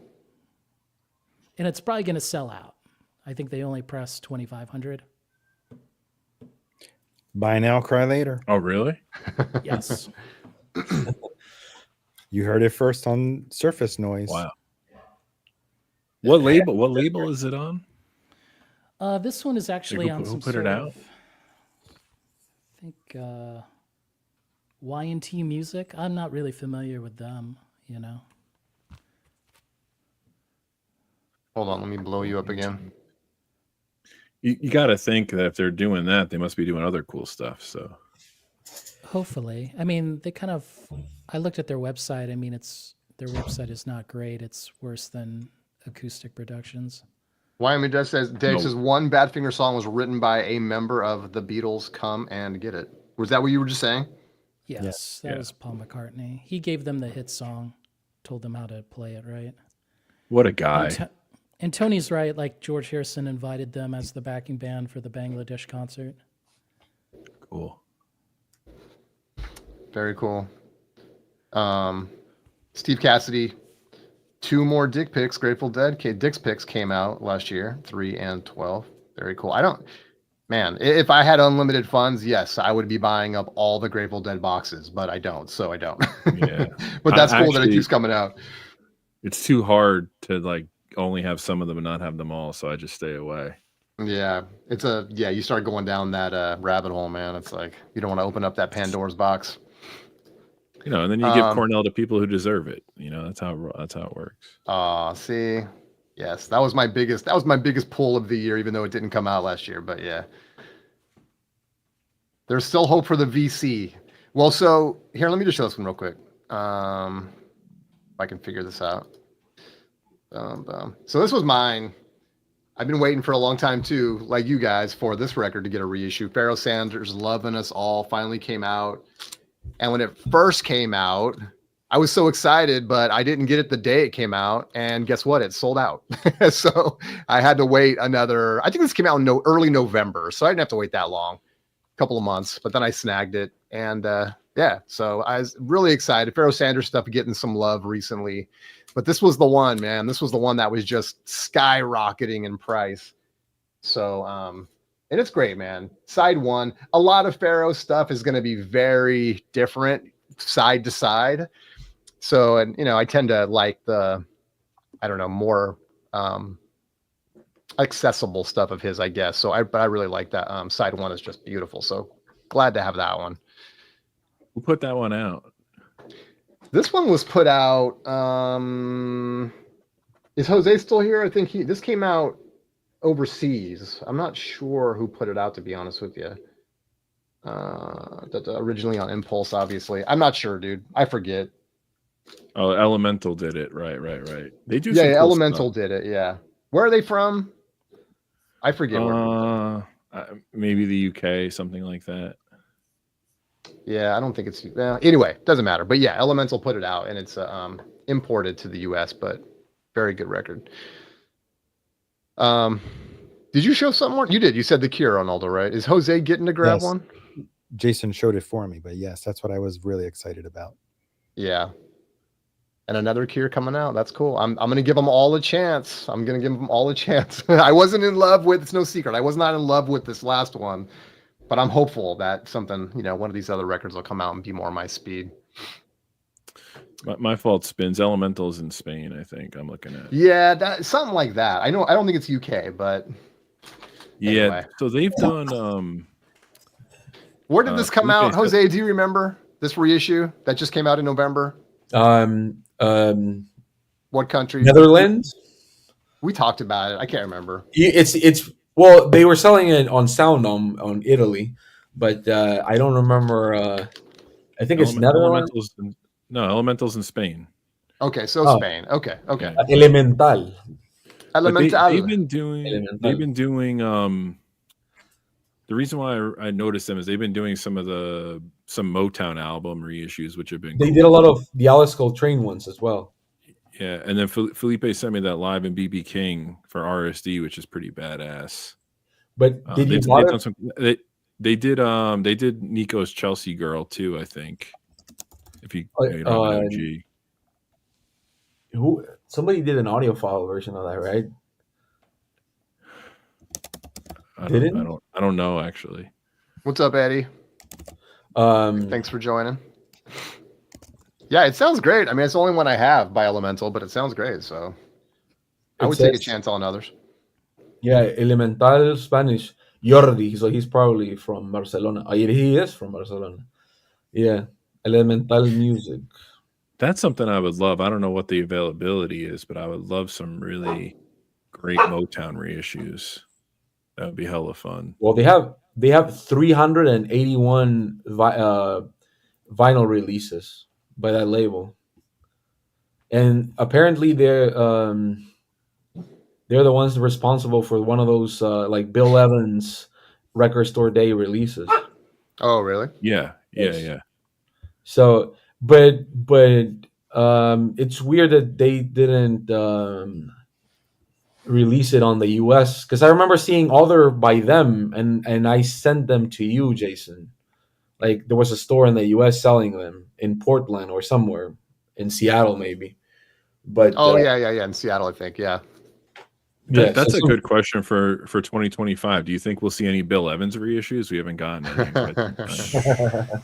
Well, I hope they reissue some more in the OJC series. I saw they announced the first 5, so that'll take us through the summer, right? No, I think aren't they coming out pretty quickly? I think they're doing like 2 or 3 right away in February, and then another 2 just shortly after. Okay. Unless I misunderstood what I read. Well, I'm just waiting for Portrait, and Portrait of Jazz needs to be. I mean, that's one that's I don't get why that's not available. And then it's going to be a while before, because they just did the explorations. Yeah. In the one step, so I got that. It may be a while before. So they're doing West Montgomery. It's a regular release. And did you get the small batch of that, Arnaldo? It's very good. No, I didn't. Again, someone told me that it's all snake oil, these one step things. So wait, can you say that again? I did have a little nickel on mine when I put it on the turntable. I had to clean it off. No, I did. I have bought a few of them. I have the Isaac Hayes and the Miles Davis Relaxin. Yeah, those are the only ones that I have. And eventually, I would like to get the Brilliant Corners, but I don't know. It feels like, does anyone have the regular craft Brilliant Corners? The regular one. I have. No, I do have a Brilliant Corners. Did it come out as an OJC? I don't know. I know they have another one in print. Oh, I know. I have one. Maybe I have one from the. Hold on, I'll go look. I think it's in the AP box. Which one? This is the one. Which one is this? This is the one you sent me, Chris. Yeah. So I got one that was. I think there was a defect on that, so Kraft replaced the small batch. So they sent me a copy. I sent my extra one to Jason. Kraft. But it sounds great. I guess I haven't got to the defect yet. Well, maybe, like I said, maybe it's just me. Maybe I was having a bad day. Oh, you said there was sibilance, right? Yeah, I did not hear that. Yeah. Wait, what the fuck? Cal Jader too. Oh, I guess that one already came out. What about you, Jose? I don't want to leave you out, man. What happened in 2024 you're excited about? That happened in 2024? Yeah, like a record you picked up or something. Yeah, well, I'll show you my favorite record of the year, and the same artist did a reissue, so that was my... All right. So this started out as me trying to help someone to get a record, and then I listened to the record, and I was like blown away. and now hopefully I'll be able to work with this artist this year, because I've been talking with her, possibly doing release with her. So here's to trusting, because she takes forever to reply. So this is my favorite record of last year. It's a folk record that they just reissued at the end of the year because it sold out so fast that it was going for like $250 like a month after it got released. So this is Howl by Daisy Rickman, which I think it's incredible. And the whole record is like beautifully pressed, and it even came with like an art print, which was nice. The record is gold and whatever, but the same artist has an art record before that, which is this one, and it got reissued again. This was going for like $300-$400 for an artist that doesn't have more than 4 years of existing. That's pretty Dang. great. And I love the artwork on those. Like, great artwork. yeah, she does. Yeah, she does. She does the artwork. She's from Ireland, and so this record is in the title is in Irish, Doncia, whatever, right?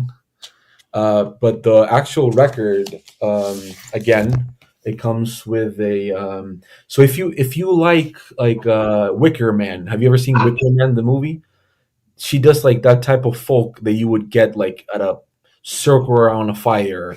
Very beautiful. She plays like 1,000 instruments, and but look at the vinyl. So again, I was really excited because but look at the vinyl itself. Can you see it has like starry night type stuff, and Okay. it looks very pretty. You gotta clean that record. Put it in the. Did you freak out when you first saw it? I would have been like, no.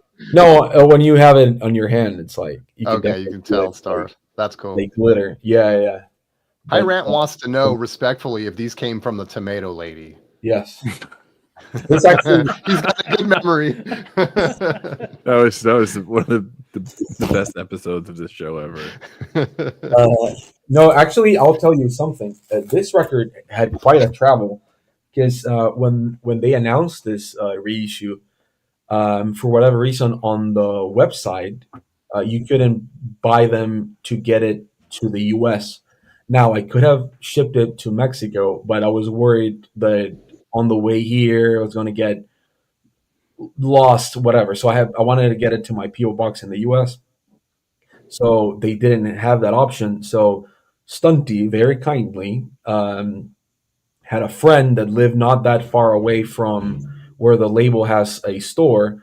So he got his friend to go get the record. Then he shipped them to his house. And then he shipped it to my mom when my mom was visiting my sisters in Barcelona. And then my mom brought it to El Salvador, and then it came here. So it was quite a journey for a record. So again, very happy. And Stunty as well was the original person that he was looking for this record because it sold out almost immediately.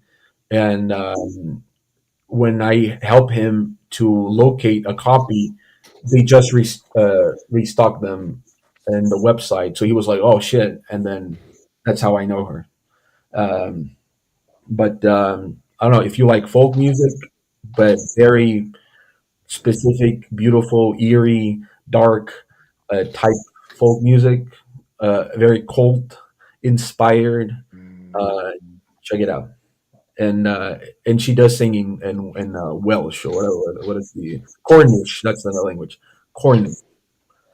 Very beautiful. Very cool. That sounds cool. You guys want to play a game? I got a game lined up. All right. We can wrap up with a little game. Let's see. Let me.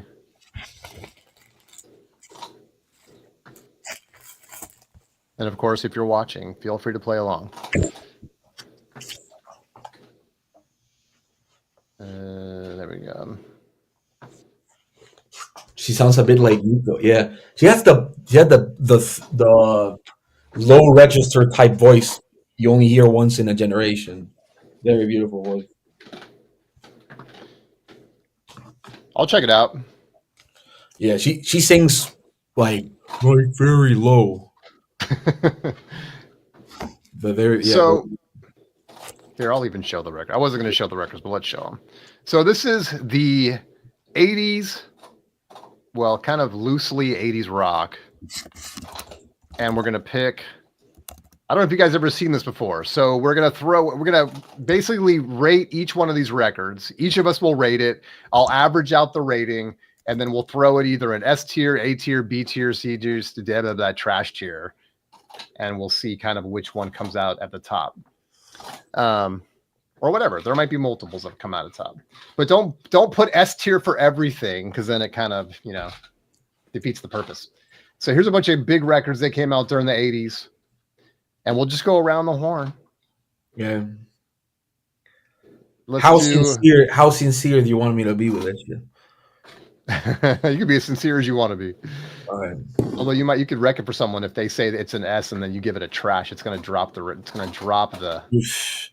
That's basically. So all right, so let's start with AC/DC Back in Black.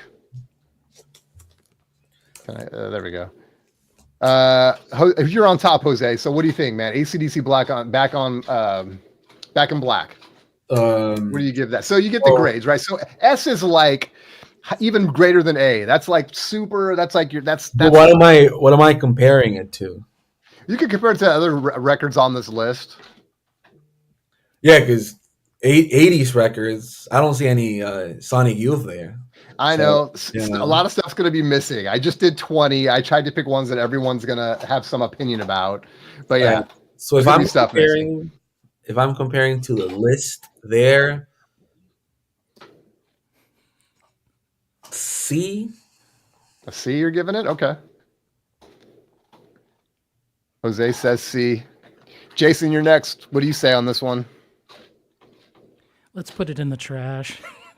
Oh, yeah, there you go. That's the spirit. 1, 2. Hold on. I got to get a point system going. And I want to say that I didn't say trash immediately because I didn't want to sound hipster as fuck. But now that Jason said it, now that Jason said it, I also second the trash. All right. I got to break my calc. I want to actually do this accurately. So, okay, we got 1 for a C and then 1 for a trash. So I'm going to call that a 0. Well, so 0, 1, 2, 3, 4, 5. Okay, so we got a 2 and a 0 so far. Okay, what do you think, Chris? Two zeros. I changed my vote. You're changing your vote now? Yeah, you can't do that. It's trash. All right, if that's what you want to do. We got 2 zeros for Back in Black. What do you think, Chris? Is that a 0? Give it some love. I just talked to Rojas about this, and we were talking about albums I never want to hear again. So are you serious? Yes. I was like, there's some history why I just never want to hear this album ever again. Just put it in the trash. Yeah. You guys are making my job easy. It's no way. If you asked me 25 years ago, I might have said, "Oh yeah, that's pretty good." No, I never want to hear it again. All right. Hell's bells. What do you say, Arnaldo? Are we gonna run the table on the trash, or would you give this some love? I'll put it in the C. A C, okay. So that, but you can still. It's 3-1. So so it's 2. Let me do the math here. Yeah. Okay, still a 0. Still wasn't enough to bring it up. So all right. AC/DC, no love. Sorry, AC/DC lovers. All right. Immediately. I love this show. Let's do we got to do this one right here. You didn't say Oh. I don't know. I don't want to mess the math. What do I think of this? I don't know. I'd give it a D probably. So just in relation to these other ones, we'll leave it where it is. Nice. If I feel strongly about something, I'll vote for it. Do you think it's better than the new Cure record? Don't ask me that. You're gonna. Wow. Don't ask me that. Trying to stir some crap up, dude. Well, you set it up like, I don't want to mess up the math. No, I'm putting you on the spot, Spins. You are. If I would have put that, yeah. Well, maybe we'll put the Cure one in the next time we grade records. Appetite for Destruction. Go ahead, Jose. Trash. No. Immediately trash. I'd rather rip my own dick with a fork. Okay, dude. Okay. Keep your. Yeah. I know this is not The View. Sorry, but all right. Jay, what do you think, man? Mr. Brownstone. So we will give it we will give it, for that song alone, we will give it a D. We'll move it a D for that song alone. Okay. Yes. I wish I could move this into the half, but I can't. It's one or the other. Okay, so but we're on the line right now. All right, go ahead, Chris. C. Paradise City, baby. All right, so it's giving it a C. So we're in... I bartended for 15 years. I never want to hear any of these songs ever again in my life. It's also, can people that make trailers typicaljukebox.com like can people that make trailers stop fucking using Welcome to the Jungle in every fucking movie? Or the White Stripes 7 Nation Army, both those songs I fucking hate with all my life. Every single trailer Marvel related has that stuff. All right, anyway. It's true. By the way, Wyoming Dave says no way, Jose. Hey, somebody tell Dallas Jones he's feeling that's sour ass. You're even grossing me out, dude. Okay. Who's next? Chris, you just went, right? Okay, Arnaldo, what do you think? We're in D land right now.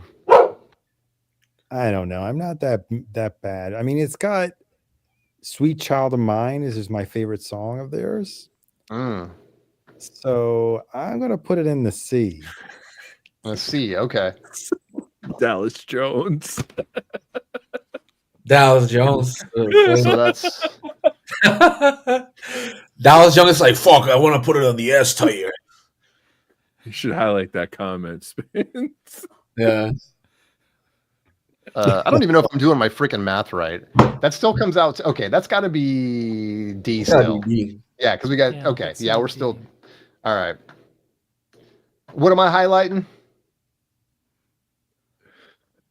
Dallas Jones's comment and Chasing Records. Historical performance has to weigh in on some of these, right? Yeah, the largest target market of consumers is idiots, so it doesn't really say much about it. I second that. I like that. Can we make that? I'm kidding, Chasing Records. You're the man. I'm just nothing personal. Dallas Jones like, fuck, I'm gonna go listen to whatever the fuck other 2 songs on that album is. And Dallas Jones just took our souls from us. Yeah, he's like hexing us right now. Okay. I was born in the USA, baby. Go ahead, Jose. As a non-American, you can't relate. You can't relate. I get it, but as a non-American, I would put all the records by him upper than there. So I'll put it in the trash. What? Another trash? Okay. Yes. Promise me you're not going to put everything in the trash. No, definitely. There's some others that I will. Okay. Okay. The next one definitely, but yes. All right, go ahead with that. Jason, sorry. Since that album was actually influenced by Suicide, we'll give it a C. All right, we got a trash and a C. So we're in D land. What do you say, Chris? Since the single is probably the most misunderstood song in rock history, I'm gonna give it a D. You're saying D, okay. And Arnaldo, what do you say? I'm going to stick with my C. With a C. So we got, I think we're still D, right? Because, yeah, we got 1 trash, 2 Ds, and a C. Okay. All right. Sorry, Bruce. Jeez, man. The boss. Love. I just like to give the 80s a trash in general. Yeah, you and Jose. I thought if I picked 80s, like we'd all be able to relate. Apparently not. 90s would have been 70s to 90s. There's a lot here that I like. All right. Def Leppard, Pyromania. Def Leppard has got to be like beyond words. I just hate it with every single cell of my body. The only song that I can, like, if I get high, like very high, and somebody puts puts some Sure on me, I would That's probably not on this like, one. This one's got Photograph. Oh, Trash. Oh, Jose. This is one of my. I'm gonna be honest. This one, I might have to. I'm gonna vote for this one. Trash. You should be voting for all of them. Well, that's just too. That means I have to do more math. Okay, go ahead, Jay. We will give that a D. Oh, you guys, man, where's the love, dude? All right, go ahead, Chris. All of these are shirts in Walmart.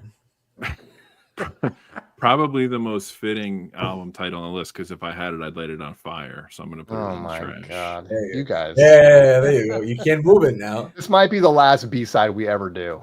No, there's plenty more to come. All right, go ahead, Arnaldo. Trash.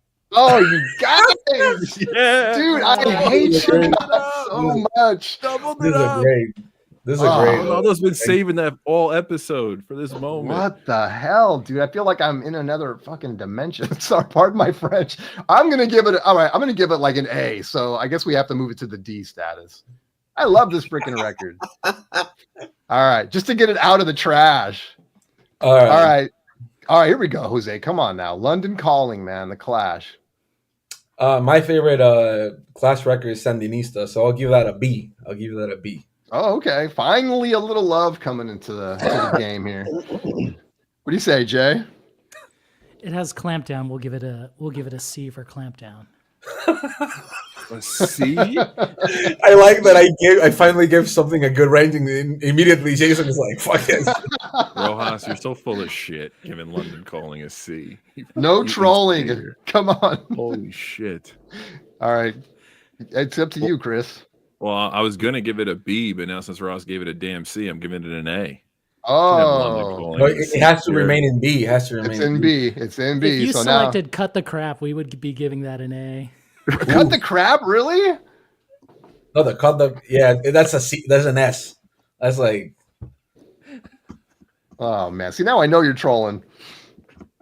All right, go ahead, Arnaldo. What do you say, man? London Calling. Let's go, man. It's an A record. Come on, guys. Yeah, it's an A record. So it's like. Did we get 2 A's? How many? Yeah.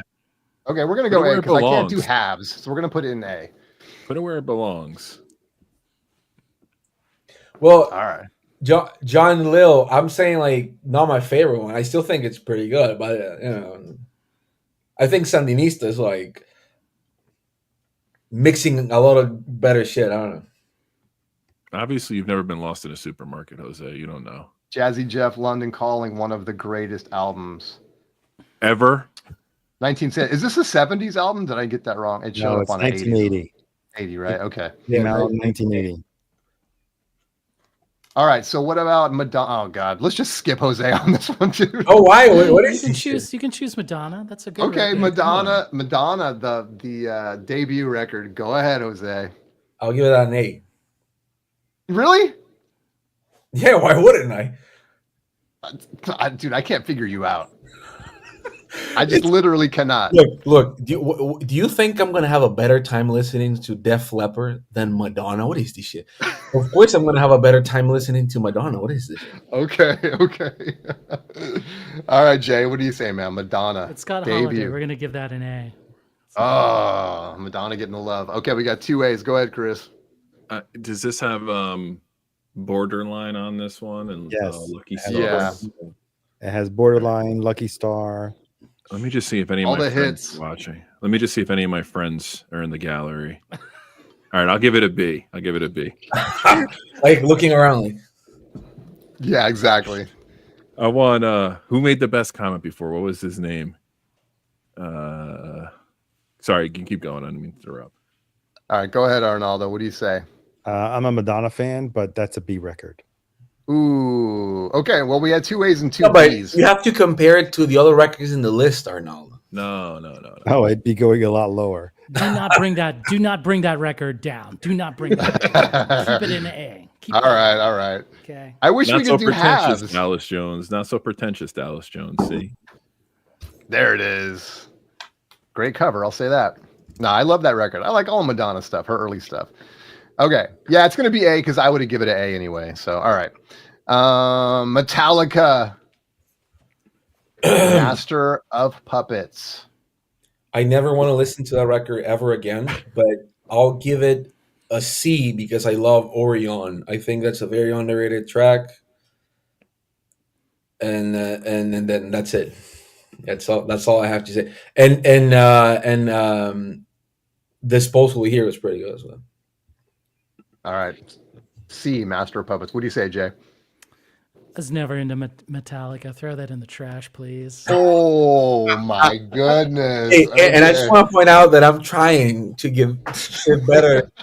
And Jason is just like, it's actually sitting over there. It's sitting over there. I hadn't listened to it in like decades. I'm never going to own it again. I was listening to it and I'm like, man, this thing sounds like thin. Like, what the hell? Like, where's the bass? And then I'm like, oh man. Can you imagine Chance like eating his like yeah, he's right here. He said, he doesn't even know you anymore, dude. He's saying unbelievable. Chance is like eating like what Chef Boyardee, like he reheated Chef Boyardee, and he's like, fuck, what the fuck's going on with this shit? So before I vote, Spins, maybe we can talk about renaming this Surface Noise the hipster group or something, because everything is supposed to be good. It's just being trashed. So I'm not a metal guy. Metallica is probably as far as I go. It's a B. It's a good record. Okay. Their first few are really good. So what do we got? We got a B, a C, and an F. Okay. You gotta keep it on D. It's well. All right. Let's see, Arnold. Are you gonna D? You're saying D? D. Oh, there you go. No, man. It's a good rank. There may be no A side either after this. Holy shit! I saw Metallica at the Garden in the pit once, and I've never been so mesmerized by like the power a band has over the crowd. Like it's a phenomenal live show too. You guys are harsh. Cesar says it's an A record all day long. No, it's not. I mean, there's no bass on the record. Rest in peace, Cliff Burton. Put it above Appetite for Destruction and Born in the USA. All right. Because I feel like the Metallica kind of defines a genre. Yes. Well, Guns N' Roses, dude. One that that was a big record when it came out. Guns N' Roses only defines Appetite. Heroin. Let's not get crazy. Guns N' Roses only define trailer movies. That's true, and video games. Yes. Right, the next one should be all right. Fish now, come on, guys. 80s. Trash. That's trash. No, we're looking at Moving Pictures by Rush right here. I'm not even going to put that. I'm not even going to dignify that by putting it in the trash. No, dude. You guys are absolutely killing me. Jason, come your senses. Let me ask a question. Is that song XY? Is it YYZ or XYZ? YYZ. YYZ. Toronto. Jackson 5. A band that I was in, they forced me to play that song. I hate that song. Hate it. They forced me to play it. So that's going to go in the trash. I can't. Yeah, there you go. Oh, man. This is a great ranking. This turned out to be a great ranking. I don't know you guys. All right, go ahead, Chris. I would give it a C. Yeah, don't be a lemming. Have your own opinion on this. I could just see Rojas. Cesar too. Cesar, I don't even know you anymore, Cesar. What the hell is happening? Hold on. Rojas is doing 75 on the highway. Tom Sawyer comes on. Next thing you know, he's getting a speeding ticket. Telling the cop he doesn't even know what's going on. Such Wait, have you ever seen that movie with Paul Rudd? I Love You, Man. Slapping the bass. Hell Every yeah. time I saw that scene, I wanted to euthanize it myself, like in a machine, like. So, don't have the best, How do you really feel, dude? All right, Arnaldo. Trash. You guys are absolutely killing me, dude. Spins is getting his soul is getting crushed. You're even pissing my dog off right now. Someone better check on Jason after this stream. He is not going to be doing well. He's not even having enough room in the trash for all these albums. Even the dog is yelling, "Put that shit on the trash." No, she's like, I thought I knew you, Arnaldo. All right, I can't touch it. You guys hate it, so it stays. It stays. All right, Pretenders debut. All right, Brass in Pocket. I'm gonna plead the fifth because I've never heard that record in my life, and I sincerely don't plan to listen to. So I'll give my vote to Jason, so he can choose. That one's got Stop Your Sobbing and Kid, right? And Brass and Top. I don't know. I can look it up. Let's see. I'm pretty sure it has Kid. High Rant District Tom. Pretty sure that one has Kid, right? Kid, you said? Yeah. I thought it was the Ronettes, but I guess it's not. It does have Kid. Yes, it does have Kid. Yeah, I like that song. We'll leave it at B. We'll leave it at B. Okay. It's a B. It's a B. ¿Quién sabe qué esa mierda, César? ¿Quién sabe? That's a B for me. You guys got all B's? Okay. All right, B's. Hey, did you saw? I didn't. I had an opinion, so. Well, yeah, you gave away your votes, so it's all B's. Purple Rain, though, you got to have an opinion about Purple Rain, Jose. The movie is really funny. I think it's not meant to be funny, but I laugh every single time I see it for some reason. And not my favorite Prince record at all. So I gotta keep myself real. I rather listen to like pretty much any other record at this point. So I'll put it in a C. But I like what? I like Prince, but that record, fuck that. I don't understand. What you just said makes no sense. I don't understand how you got to a C. You went from I like Prince to the movies. I like Prince, but that particular record is. I see it too much. I see it too much. It's everywhere. I don't want to. It's gonna be a long night. Spence is gonna be shaking after write the a stream. book on every record. Come on, let's keep it moving. I said C. That's why I'm blocking my face down here so you guys can't see it. Okay, go ahead, Jay. Computer Blue is on that album, right? Yes. Yes. Darling Nikki's on there. Purple Rain is on there. Let's go crazy. And Baby, remember I'm a those star. And remember those at the end of the movie when you rank. We'll give this a B. It's a good Okay, good. All right, so we got a B and a C. We're half and half right now. What do you say, Chris? S. Oh, S. I think that moves it into A tier. Half A and B. It's half A and B. Well, let's see what Arnaldo says. It's an A. Come on, I have faith. What do you say? It's an A. Yes. My vote has the poster though. That's why I gave it an S. Your vote has the. Sorry, I gotta. Not that you guys can see me, but I gotta switch my camera real quick. I have a feeling we're gonna have some controversy in about 7 or 8 of these, but we got to keep it moving, like Arnaldo said. Let's just get right to the yeah. Let's keep going. Okay, Pixies right here. Doolittle. My second favorite Pixies record. I'll give it an A. All right, some love from Jose. Really? This Monkey's Gone to Heaven, right? That's on that album, yeah. This monkey's man. Yeah, we could. We could leave it at A. Sure. Leave it there. Okay. Go ahead, Chris. Well, it's not like Surfer Rosa, man. So I don't. No, it's an A. It's an A. It does have the bass. Oh yeah, I love that one. All right, so we're at A. Go ahead. Are you gonna blow this for everybody, Arnaldo, or what do you say, man? It's an S for me. Oh, there we go. It's still one right. It's still A. We'll keep it A. You got one right. All right, so Peter Gabriel. Best anti-suicide song ever. I don't even want to take my own life, and I still cry every time I hear it. Yeah, A. I was like, I'm Peter Gabriel, my bitch. I love that. Okay, what do you say, Jay? What are the hit songs? The Sledgehammer. What's Sledgehammer? Yeah, it's got Red Rain on this one too, right? Don't give up in your eyes. Yeah, oh yeah, In Your Eyes is phenomenal. Yeah. What's the other hit song off the record? Don't Give Up. Don't give up. Yes. Yeah. In Your Eyes. What's the other one? In Your Eyes. I thought there was another big song. Hold on. Red Rain, In Your Eyes. Red Rain is pretty big. Sledgehammer. All right, here you go. Big Time. In Your Eyes. Yeah, Big Time.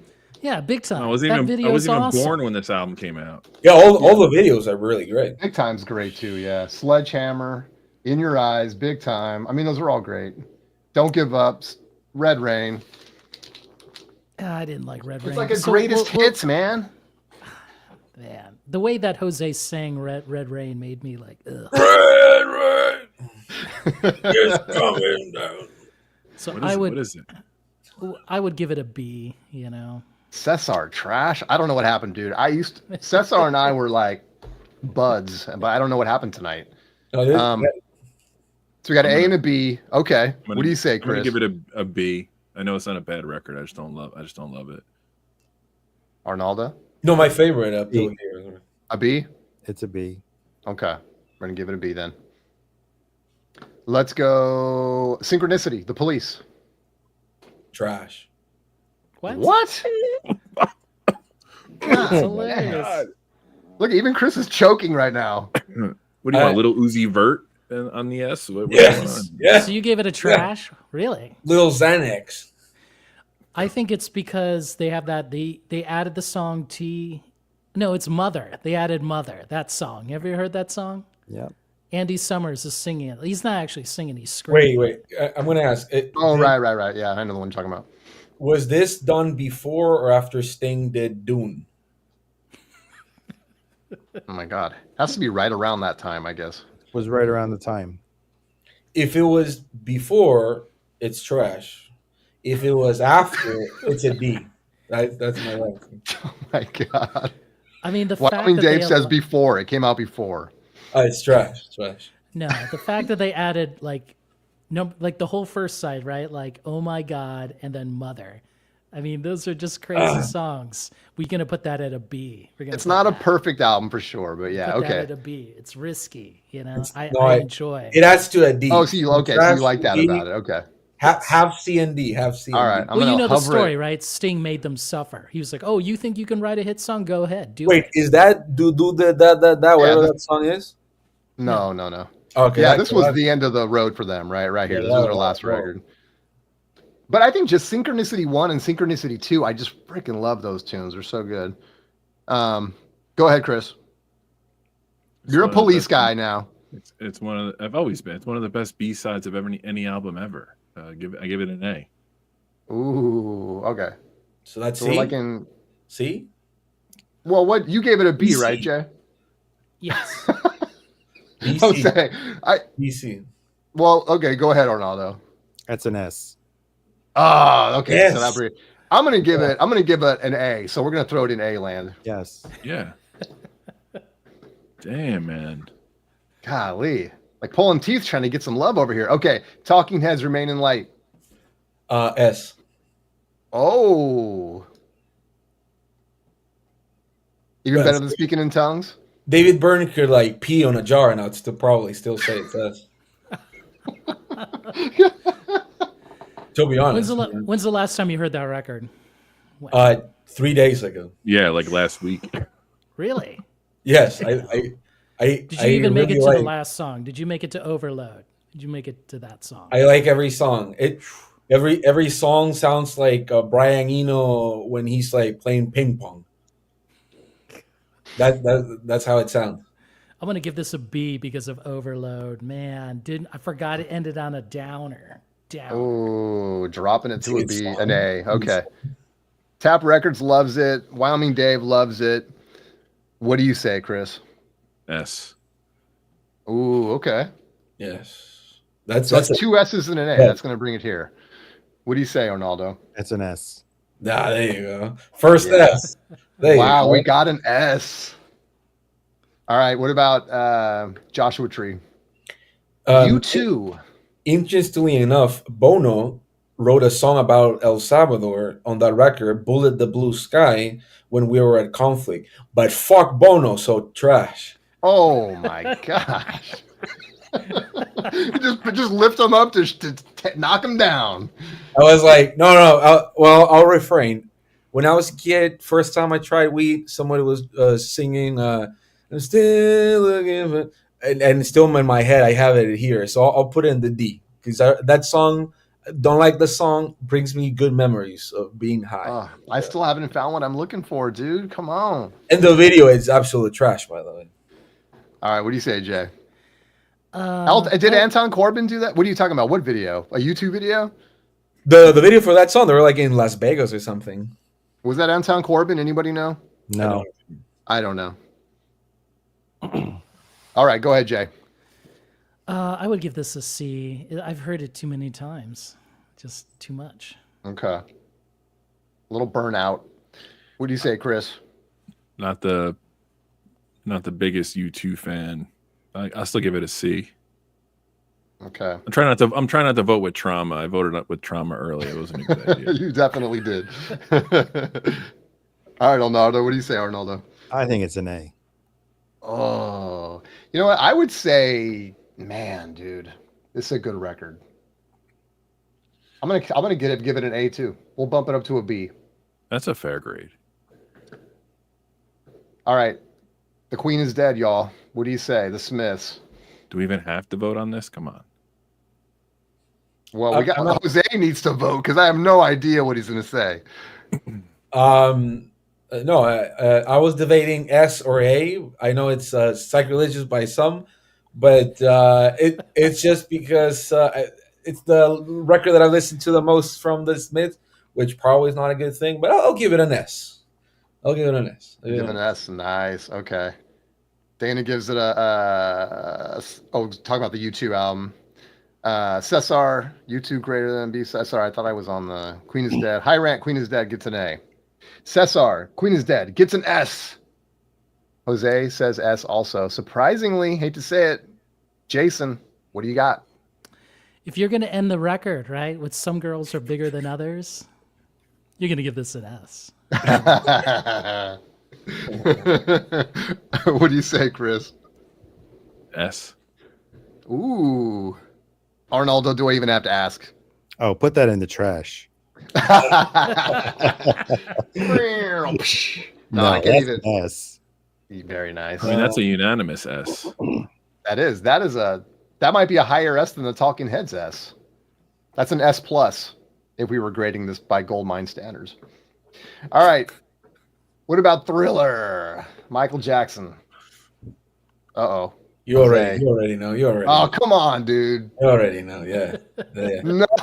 Yeah. I'm not gonna let go of the mouse yet. Look, I'll tell you this. Do you remember that movie, Going 30? What was that movie? Being 30? 40-year-old virgin? No.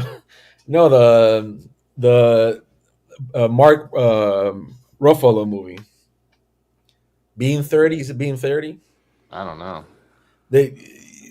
She wishes to be like 30 years old. 13 going on 30. 13 going on 30. There you go. I don't remember the names in English. He wants to speed this up a bit. Huh? What? Nothing. It's just trying to speed this up a bit. Well, I'll give it trash. Fuck that record. Oh, all right. I don't even know you, dude. All right, Jay, what do you say, man? So this is tough because it has like PYT, which is a great song, and then it has This Girl's Mine, which is not a good song. So we're gonna put it a C. A C, okay. We got a D so far. Come on, guys. Chris, what do you say? If you ever want to appear on the B side again, dude, just keep that in mind. Don't threaten me with a good time. You're just asking me to grade music I just don't listen to, so I'll just give it a C. All right. 2 C's, a D, and a trash. We're like half and half right here. What do you say, Arnaldo? It's a B. Come on. It's not his best record, but it's at least a B. I'm gonna. I'd rather listen to the Weird Al Yankovic. Better than Pyromania and better than Guns N' Roses album. I'm giving this record a freaking A, dude. I'm an MGJ guy. All right, so I'm gonna move it up here, and if I have to say S to get it here, then I'll do that. I can't believe I'm looking at Thriller as a B. Who are you people? All right, REM. Right? Definitely not my favorite REM record. B. Okay. Go ahead, Jay. I'm in the same boat with Jose, but I would do it a C. All right. That's fine. I'm just losing friends on this panel. I'm gonna give it an A. Oh, an A. Okay. Yeah, So we got That A, was B, some and a fun C. for them. What do you got, Arnaldo? I'm going to give it an A. So 2 A's. That makes it tough because we did get a C. Is this an A or a B, guys? It's up to you to decide what your vote spins. It's a B. Sorry. Well, not everybody can have great taste like Arnaldo and I. It's just. I mean, I can't put this better than Thriller. I'm not insane. Okay. But it is better than Thriller. Iron Maiden. Okay, let's just move on. Iron Maiden, Number of the Beast. Oof, Go ahead, Run for the hills Jose. here. Yeah, I fucking hate Run for the Hills. Like, This guy doesn't like anything. No, I can literally probably tell you all the fucking Iron Maiden title, but for whatever reason I can't listen to this one. Fear of the Dark I think is a better record. Even fucking The Longest Day, whatever, I think is a better record. Power Slaves is a better record. Nostalgia, I'll give it a C. Ooh, okay, C. Nostalgia, just wanna because the Number of the Beast, the song itself. Okay. Just want to point out what Cesar just pointed out, which is like, is Iron Maiden gonna beat Metallica? That's what we're dealing with right now. Of course. All right, go ahead, Jay.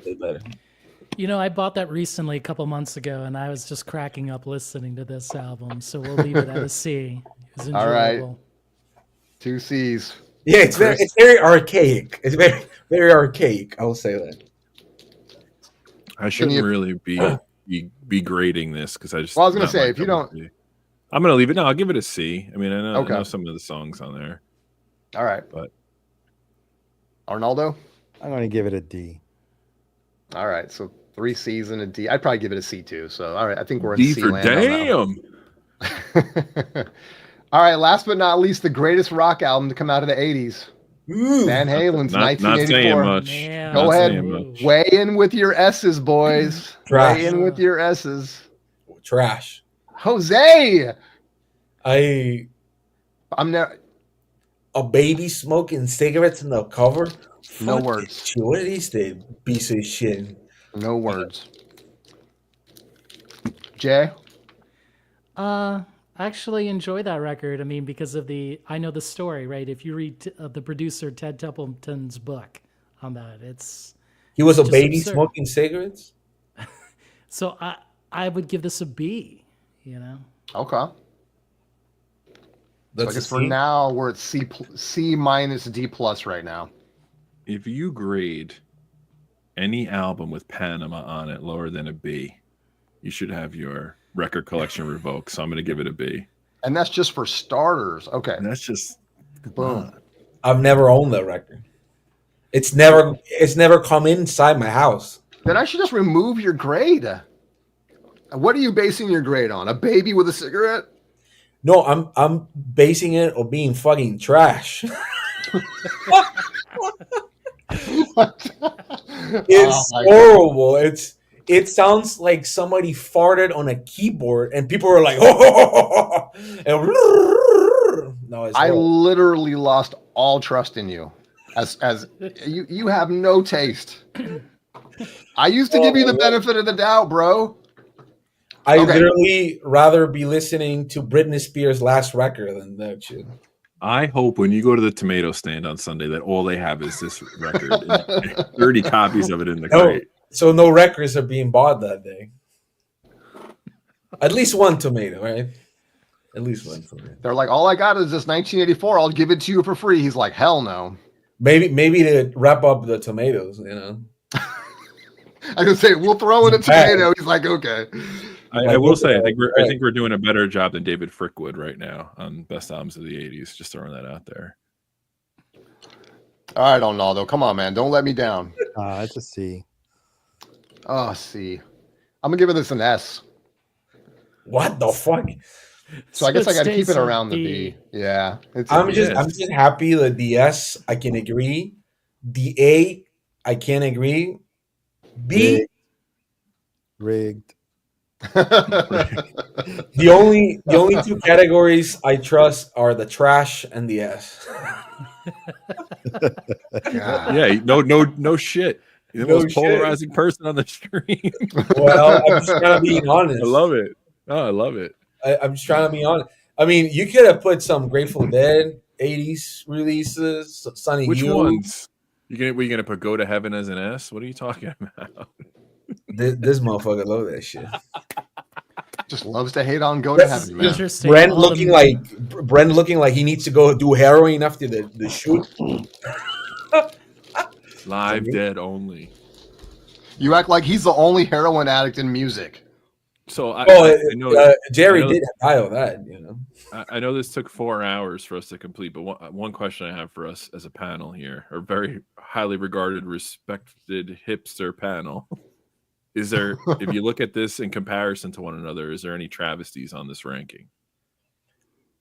For example, like Iron. Even I wouldn't say Iron Maiden's over Appetite for Destruction, or Born in the USA, or Master of Puppets. You rocked the vote, dude. That's what I do. Come on. I think it's actually pretty good because I would rather listen to U2 than Def Leppard, and I hate both that shit. So, you know, but the only one that I don't like from the A is the Police. But you know, I'm cracking up High Rank District, not about his A side versus B side comment because that's just bullshit. But big ups to no Jazz on the list. I respect that. You're welcome, High Rant. Yes. Well, were there any good jazz records in the 80s? Yeah. Well, we have to do the jazz edition. There you go. We'll do it. I'm not going to mix jazz. I tried to keep it some. Here's maybe if you were a dentist. Have there been any good jazz records since the 80s? Yes, definitely. There have, Yeah, of course you have. No one knows about them, but a lot of reissues. Pharaoh Center has two great records from the 90s. Yeah, the Sonny Sharrock record is amazing. Yeah, and by the way, Pat's Radio mentioning one of my top 5 80s records. Which one? Double Nickels on a Dime. He says 1984 smokes them all. Isn't that what you're saying there, Pat? Or I got that wrong? I mean, that's what I would have said. Yes. Christopher says, oof, rough list. Rough because of the rankings or rough because of the choices of titles, Christopher? I mean, in all honesty, this is fine because, like, I would pick, everything in SA, I would pick those records before I would choose anything from C and D, I agree with that. Yeah, you're right. At the end of the day, to me, I think I gotta give Rush some love. I think this record's too good to be in the trash, but that's the one egregious thing for me. But otherwise, the problem with like Rush and Metallica and Iron Maiden is that, and even Madonna to a certain extent, although it has more pop appeal, it's very genre specific. Like chances are most people don't have a Madonna and a Metallica album in their collection ready for instant play at all times. The problem is I didn't want to do I tried to keep it basically 80s rock, and yes, I know there's some variation in there, but I didn't want it to just all be metal, or I didn't want it to all be R&B, so we can tighten this up for the future. I think this was fun, man. If you guys like this, we can tighten it up for future. Fun for the debate. I thought it was good, a good list, but some Beastie Boys would have been nice. Oh yeah, thank you. Now you're talking my language. You're almost back. You're almost back on my Christmas list. Yeah. And I would say that as someone that he apparently likes prog bands, I fucking hate Rush. They're one of those polarizing bands, right? You either love them or you hate them. We know where you guys stand. It's just like, if you like Rush and then you hear something else that's supposed to be prog, you're like, well, Geddy Lee sounds like somebody squeezing their ball sack all day, and then come on, Alex Lifeson is like, he's pretty good, but then you hear the drums and you're like, oh, this is the best part. But Emerson, Lake and Palmer was even a better band. I don't own a Rush record. Yeah, exactly. Speaking of prog bands, Phish did release their debut album in 1989. I'm just throwing that out there. And there were no Cure records here. Yeah, no Cure. That's true. No Cure. Sonic Youth. Right. Sorry, you were not represented. I'm sorry. Oh man, no Dylan records either. Well, that's because Dylan didn't make any good records. Of course he did. What is this shit? 1989, Oh Mercy. What is this shit? Come Oh on. Mercy. Arnaldo, I thought you wanted to get through this. What? You don't like Wiggle Wiggle, Wigwam, Down in the Groove? Get out of here. Come on. Silvio. What do you guys want to do next time? Wiggle. What do you want to do next time? I want to do 90s. a black metal from 92 to 98. And we'll have no viewers. I want to do DC hardcore from the fall of '81. Hardcore. That would be great. I want some reggaeton from like 2005, 2001. Sorry, I asked. What about like I didn't see like Brothers in Arms on this list. I thought Thank that would God. Maybe we should do a crooner edition. Christopher said all 80s hard rock and metal. We could do that. Kiss? We do 90s. 90s. Can we rank 80s and 90s hard Did you rock say and metal? you want to rank all Kiss albums? Is that what you said? I was going to mention Kiss, but I was going to say let's rank. I'm 90s. busy that day. Let's rank 90s and put Carnival of Souls by Kiss. Well, right no, there. You got to do 90s, but you have to do everything from like TLC, Crazy Sexy Cool, all the way up to like Nirvana, Nevermind. You got to get everything in there. Okay. The soundtrack for Babe. No. Phil Collins soundtrack for Tarzan. We can do soundtracks, like 80s soundtracks. You know, one of the reasons I hated that soundtrack was because in Spanish, somebody else sang those songs. No, I think he himself sang those songs in Spanish, and they were always really creepy to me because the way they translated the lyrics. Can you do 90s hip hop? Can anybody do that besides me? Yeah, I can do that. Yeah, 90s especially. Yeah, I can do that. Arnaldo shaking his head. It's going to be tough to find something we all land on. That's why I'm kind of proud of this one. I feel like I can tell you one thing I've learned about this, and despite what the gallery thinks, is that we have terrible taste in music. That's all I'm gonna say. Well, all you gotta do is look at this list. Let's rank the vacation movies. Huh? Man. Let's do all Foo Fighters records. Oof. That day I imploded or something. Let's do modern country albums since 1998. Oof. My man Keith. Well, that'll probably be our highest viewed stream. Let's have who's married to Keith Urban? The fucking Baby girl. Kidman. Let's have Nicole Kidman here while we do it, so I can ask her why. You know. Oh, well, this is a layup for all of us. This is an easy one we all can do. Top Kevin Gray cut reissues. Oh, man. I mean, we could do something like that. Talk about polarizing. Give the people what we they could do want. like a reissue series or something. Let's do a records Bernie Grumman has done that he keeps really close to his bedroom. Number one, it's that Ween reissue he did. You know, I bet you that's the one. Huh? I think Vinyl and Kix 86 dropped a mic when he said a true music lover is self-aware that they have bad taste in music. Chris said it. Vinyl and Kix said it. Yeah, we'll do it again. We'll do some other fun stuff. I appreciate you guys playing along. It's always validation when I agree with Vinyl and Kix. That's all I'm saying. I always feel good about myself at the end of the stream. Mondays it usually happens. Tonight it's happening. Hi, Rand says if we do Kevin Gray episode, it'll be the day the B-side died. You mean the B-side got canceled? Damn, did Bernie's house got burned down? That's what Christopher's saying. Is that true? It did. I think it burned down. Are you serious? Yeah. Oh man. This is not meant to be a joke or insensitive. It's going to come across that way, but you hope, obviously you hope he's okay, but you hope that he did not have too many OG master tapes that he was working No, I don't think I don't think he would take home like, hey kids, you want to see the master tape? I don't think would. I'm sure he would. I'm sure they get sent to his house. Yes, I'm sure. Yeah, I guess. Rank the catalog of your S ranks would be cool. Rank the Smiths, rank Talking Heads.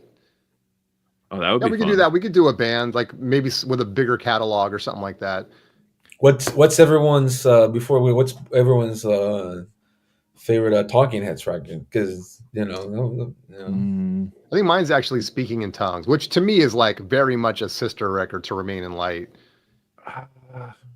And I said, what's your favorite record? Not what do you think it's their best? It could be two different things. It depends on my mood. No, I enjoy the live record. That one with the 2 eras. The name of this band is Talking Heads? Yeah. I enjoy that one a lot. Well, because you get 2 flavors, right? My favorite is Naked. No, it's not. Yes, because the first song. Nobody's favorite Talking Heads record is Naked. That's the only reason why it's your favorite. No. It's because the first song I ever heard by them ever was Nothing But Flowers. Fair enough. My bad. And I like the video. The lyrics are super weird. You know who plays on that song? Who plays on that song? No. Nothing But Flowers? Yeah, but who plays on that? Yeah. Who plays guitar? Andrew Blue? Johnny Marr. Johnny Marr. Johnny Marr plays on that song. Oh, that's nice. Oh, yeah, because the guitar is very present on that one. I thought it was Andrew Ballou, the King Crimson guy. He may play on other songs, but Johnny Marr was all over that record, and Nothing But Flowers was one of those songs. And then it would be more songs about buildings and food. Yeah, more songs about buildings and food or Remain in Light. It's a very fun record. Very fun record. And Take Me to the River is... No, my 2 favorite records, they alternate between... Well, Speaking in Tongues is it's actually the second one that I bought. But it's between Speaking in Tongues and Remain in Light. Those are my 2 favorite ones. Yeah, they're so good. I like them all. The first one would probably on the bottom, and I don't mean it as a bad thing. It's just over listened to death. But I do like it. But my least favorite is True Stories. The Yahoo song. What's the... So I was thinking about this, and this is another good debate we could have. And when you bring up True Stories, it makes me think about it. Like, is there a band that has a perfect discography? And it's like the Talking Heads might have almost been there. Hey, don't say that. I love the movie. Radiohead almost there. Like, Radiohead has its name from that record. I know, and it also has Dream Operator on there, which is a great song. Beautiful, and if you have the complete soundtrack, it's pretty. Very pretty. I never listened to the soundtrack by the actors. I never listened to that. Yeah, because there's like the Sex Pistols. Just the record, just the score, and then the new version. What label is it? The opera one. What is it? What's the name of the label? Yeah, American. No, they used to release only classical music. What's the name? They release David Byrne's label. No, the one the releases and stuff. Oh fuck, I don't remember. So not Luca Bop. You're not talking. No, it's with an N. That was an N. Oh, None Such. Yeah, None Such released it, and it's pretty good. Pretty good. Somebody says Christopher says Jeff Buckley, Parliament Funkadelic. That's tough. Artists or bands with near perfect discographies that we'll save it. One album. Yeah. That's a good one though. I do like that idea. That's a good one. Best hairdos.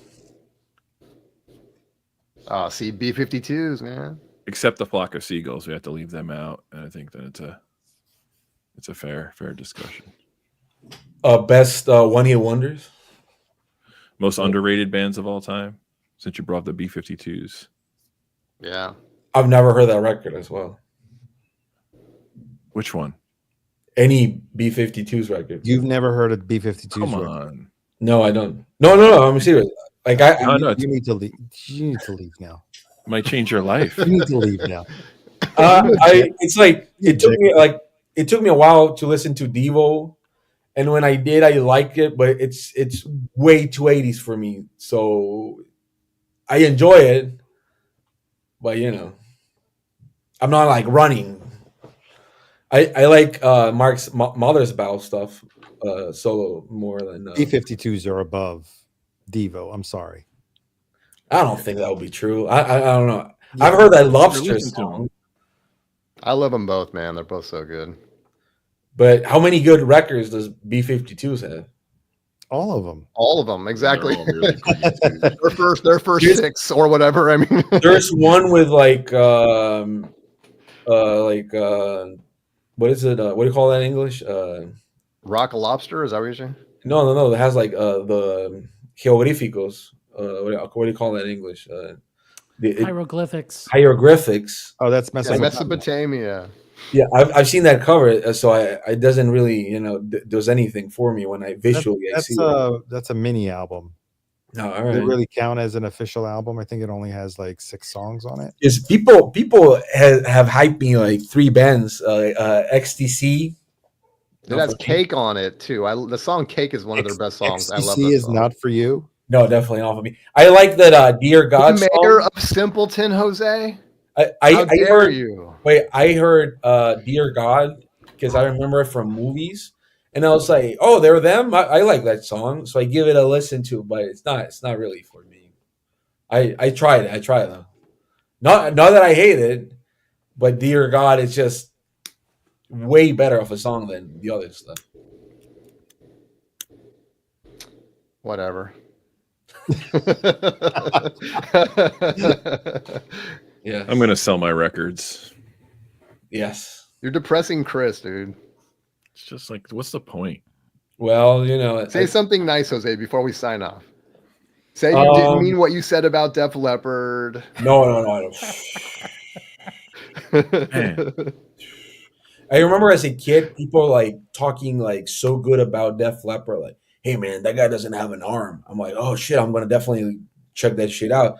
Hey man, he still had an arm when Pyromania came out. The first time I heard Hysteria, whatever the fuck that name of that song is, I felt like I was like glittering up. Like I felt like Boy George probably when he was like 15. Like I don't know. It's just weird. Hang on, I gotta block someone. Ted Farmer. Sorry. Boom, blocked. I thought you were serious. No, I'm kidding. Yeah, they fucking suck. But each of their own. 80s for me, it's a different era. I listen to very different stuff, but Nirvana's an 80s band. I first record was what is it, 89? So that would have been better. All right. Well, I don't imagine some of you guys want to get to bed. I could do this all night long. I'm on the West Coast. What do I care? But that was fun, man. We'll definitely do it again. The first Nirvana record was Bleach released? That's 80s, right? Yeah, it's 89, right? Overrated. Yeah, it but is 89. I think we were looking. Oh yeah, you mean when we do an overrated episode, Jose? Overrated. Nirvana's overrated. Thank you. They stole from the Pixies. Overrated. The Beza, right? He based the whole sound off the Pixies. Exactly. And he even admitted it. Yep. Kurt Cobain even admitted it. That's what makes him genius. Have you ever heard that interview with Dave Grohl that he says that the intro for "Smells Like Teen Spirit" he just stole from the Gap Band. What? From Tony Thompson, from the guy, from the drummer. Yeah, he was just like from the Gap Band. That whole yeah. Yeah. I just thought it was interesting. Not to mention Killing Joke and the song 80s. I gotta get to bed. Yeah, let's wrap it up. Let's get Arnaldo to bed. Everyone, thank you so much for being here. Appreciate you being on the B side. Next Thursday, Chance will be back for the A side. Have a great week. Have a great rest of your week. When am I back? If you're on Spins Vinyl, you can look for us on Monday. Chris and I will be back on Monday, so you can check that out. Otherwise, wait for Chance to come up on the A side. Everybody, appreciate you all, Cesar. Man, you lost a little bit of ground with me today, Cesar. Maybe we can make it up on Monday, dude. But I appreciate you being here. Everyone, Wyoming Dave, millions of people, Vinyl Kick, thanks so much. Hi Rant, appreciate you. Breakfast King, appreciate you. Sorry if I'm not saying your name. We love you all. Good night, YouTube, wherever you are. Good night, everybody. Night.